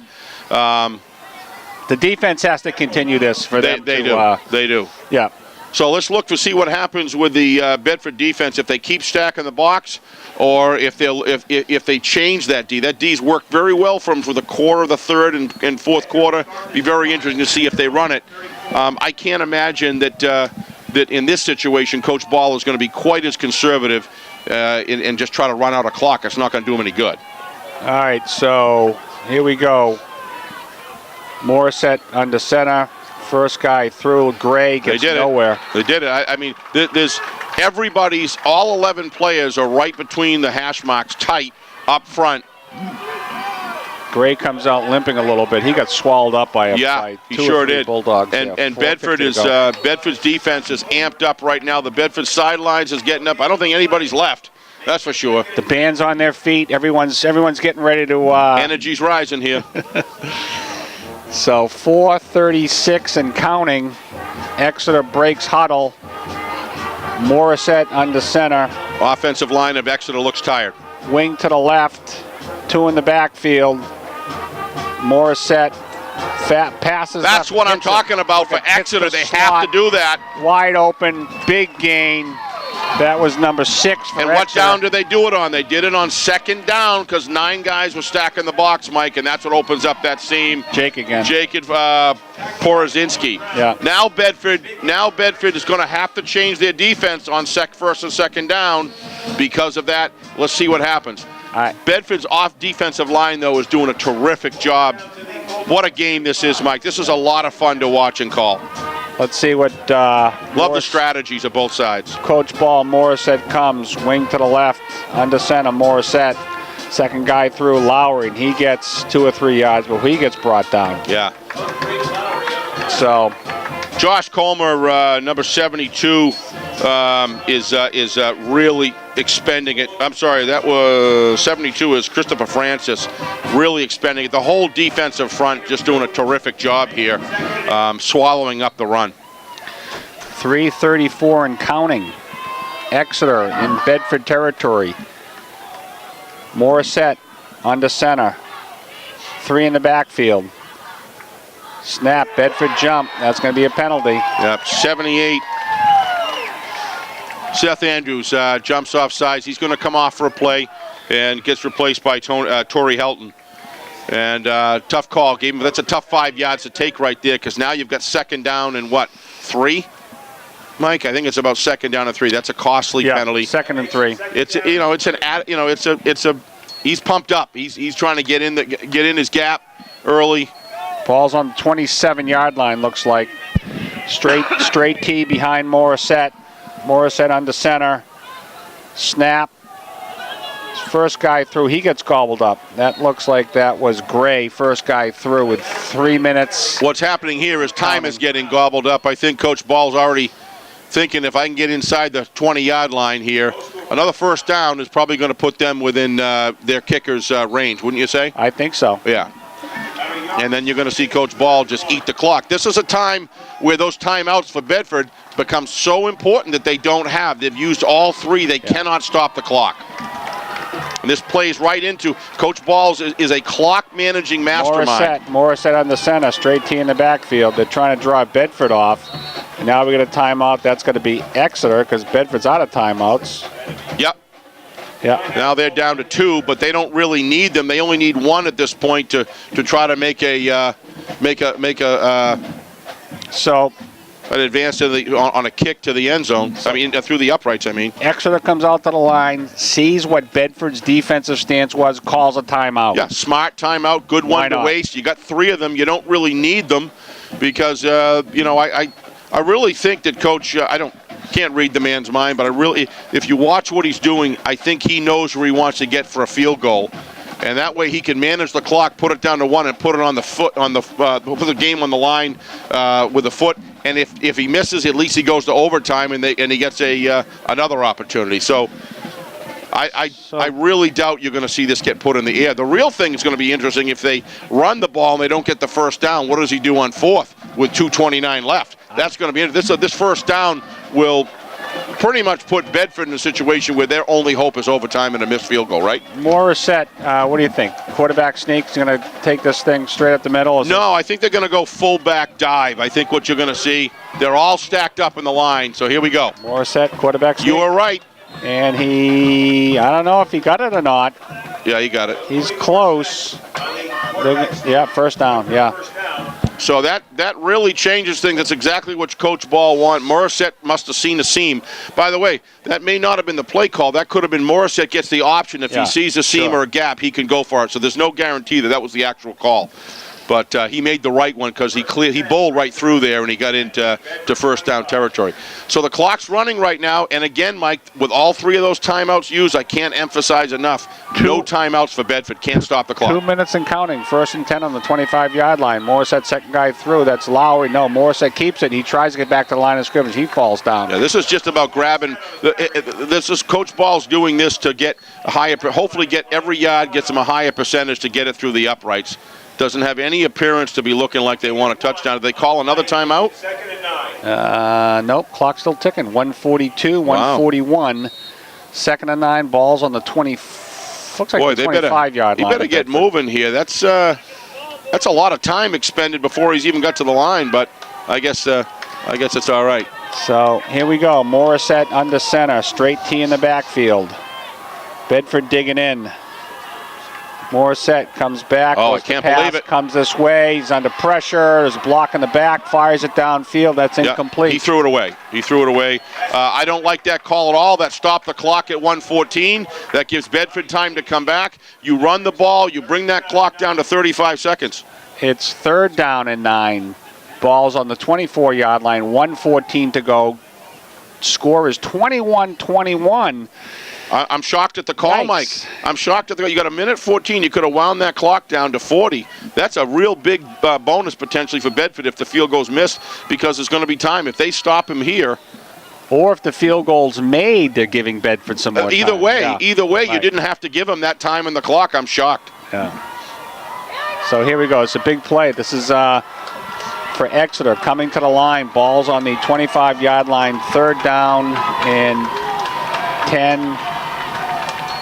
Morissette back looking to pass again. Little screen over here to the far side, and he's got plenty of room, and he's going to get a 1st down and more, and he gets And to the has 10-yard the line. smarts to stay in bounds. Of course, it's going to stop anyway while they move the sticks, but he didn't go out of bounds, so as soon as those sticks are moved, the clock's going to start running. Gutsy call, little screen. Not only is it gutsy, it's a great call because you've got everybody stacking the box, and that So it's 1st that and part of the 10 field was open. on the 10. That brings up 1st Exeter. from the 10. Morissette under center, straight T, snap, second guy through, Tucker gobbled up, nowhere. This is just clock. 50 seconds and counting. Now, what do you think he'll do? You think he'll I think he's going to do the exact same thing. He's going to call that same play, get it probably closer to the center of the field. so you don't think he's looking for a touchdown? You No. think he's looking field I think goal he's all the looking way? field goal. Yeah, I agree. I mean, they'll take a touchdown. I but think he's been looking at field goal ever since he got down inside the 35, to be honest with you. That's what Coach Ball's been doing. And I think that's, well, we'll see. But again, Morissette under center. Here's the snap. Morissette rolls far side, looking to pass, fires. Oh, that should have been intercepted, and it wasn't. It was incomplete. Looks like Glennon would love to get that play back. That is a gutsy call right there. I just can't. You open the quarterback to his weak side, Mike, which is not, isn't exactly a great point to set from. Yeah. Instead of rolling him out strong side, and you look for that. Was that Mompini over there that was guarding, or was that Cole Glennon? That was Glennon. What a great job in coverage. Almost came up with the ball. Hey. He was really upset that he didn't. I think he thought he should have had it. I'm sure he's thinking that. Yeah. Here we go. 18.3 seconds ago, tied 21 apiece. Morissette under center. Snap. Second guy through. Tackled. That was Tucker. You want to be right in the middle of the field. They're going to let it wind down. Wind it down. They're going to call timeout, which they just did with 8 seconds to go. Well, the reason that this is another thing about a veteran coach. Why did he wait with 8.6 seconds?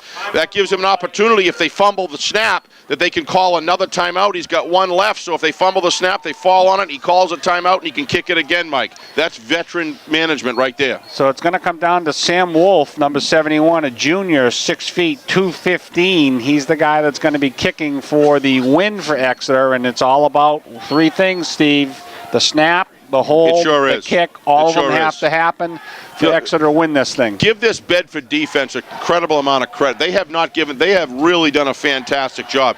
Even in running down the field in this particular situation, how many lives have they given the offense to bring it back? They've done a super job. There's something, I would not be the least bit surprised if somebody blocks this kick. There's been a lot of them this year. So I wonder what... But I really think a big part of this problem is Bedford not being able to stop the clock because they have no timeouts. We said that way back, using these timeouts, it could come back and be costly. They could have had 2 minutes left on this clock, now, Mike. The key is Morissette's the holder, so if there is a bad snap, he can pick it up. But let's see what Wolf does. Ready for the snap. Snap is down. We got a whistle, so something happened. Offsides Bedford. Is that going to make... it's 4th and 6 to go. 4th and 6, so right. It's going to be... So it's 4th and goal. Yeah. Well, that just makes them closer, right? Now you're looking at a chip shot, yeah. right? Bring it in 5 yards, push them back 5. But getting back to this defense from Bedford, they've done a stellar job here in the second half. They've given a tremendous opportunity for their team to come back.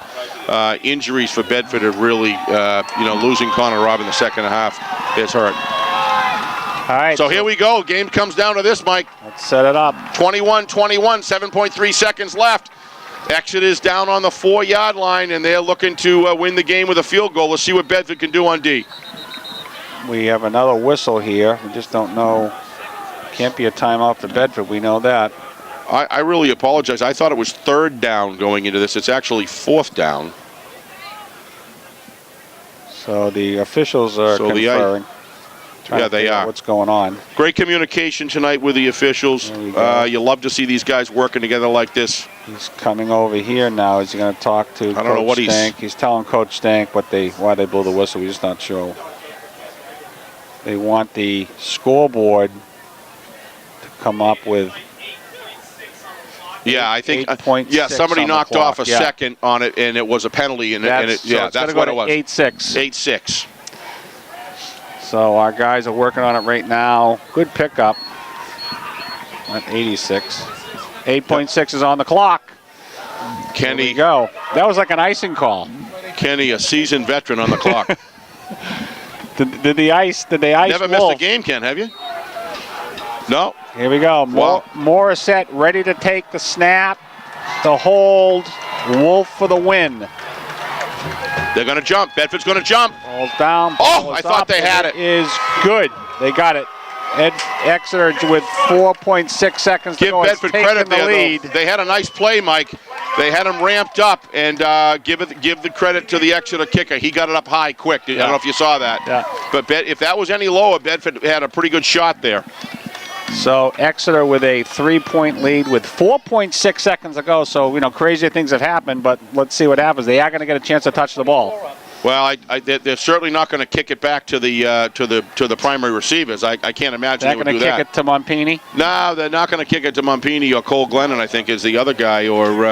So we'll see what happens, but without any timeouts. With the score, Exeter 24, Bedford 21 with 4.6 seconds to go. I think the difference in this game, Mike, is Bedford uses 3 timeouts. They couldn't stop the clock.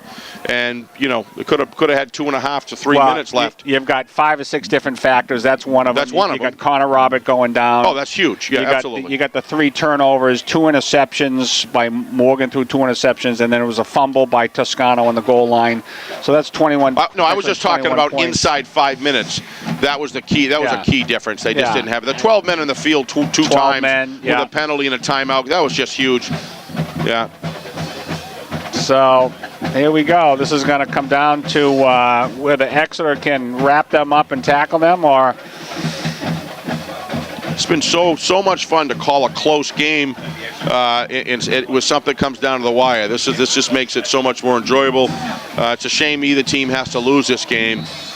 So I actually had a feeling we were going to overtime. I'm surprised. This is Wolf ready to kick it. He puts it on the ground on a squib kick, and Bedford falls on it. It's over. 3.1. Well, 3.1. Okay. Yep. So we are going to get one play. shot. And this is where you're going to see the prevent defense. I'm sure they're going to put like 5 or 6 guys down at the goal line. Absolutely.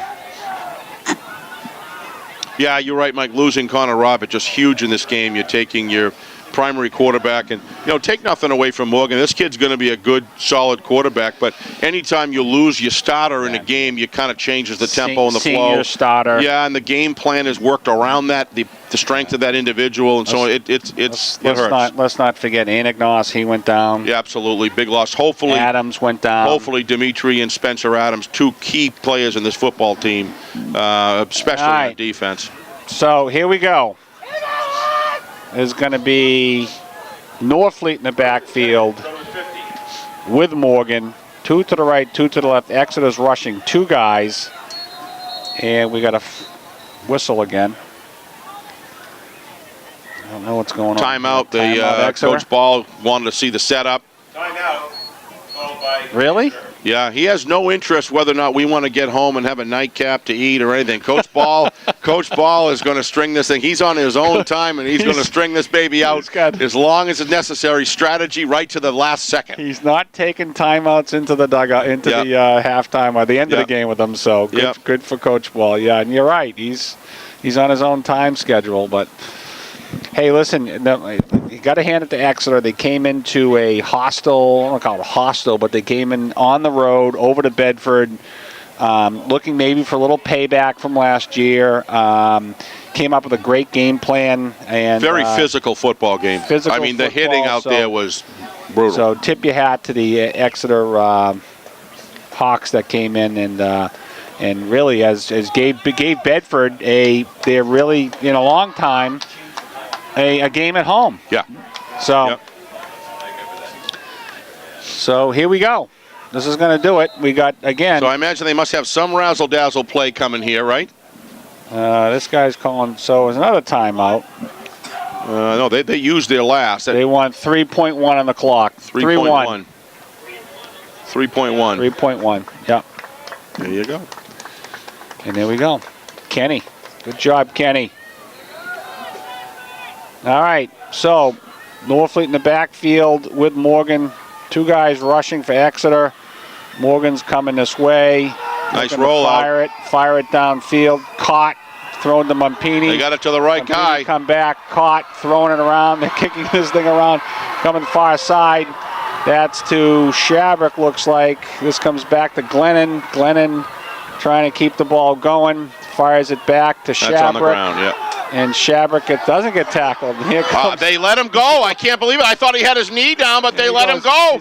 And he's got some space here. He's got some space. It comes back now, and this is now on the ground. Now it's over. Wow. Boy, give Bedford credit on that one. What an incredible job with those athletes on the field. They even got a lineman-type guy involved. I couldn't believe it. Boy, it got scary there twice for Exeter. Bedford crowd was very entertained by that. We're going to have to roll that video, Bill, later, because that was pretty entertaining. So, listen, we're going to wrap this thing up here. He's got it. We got it on video. Go stream on this. This game will be rebroadcast, Bill, when? By next Friday?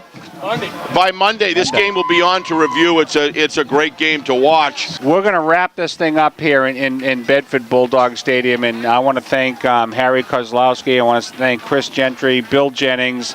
I'm Mike Robinson for Steve Beals. We'll see you guys in a couple weeks. I know Goffstown's being covered by the Goffstown crew next week. We'll be back after that and cover another one. But, Steve, another great game. Let's wrap this thing up. Bedford, final score in Bedford. Exeter 24, Bedford 21. Thanks for watching, everybody.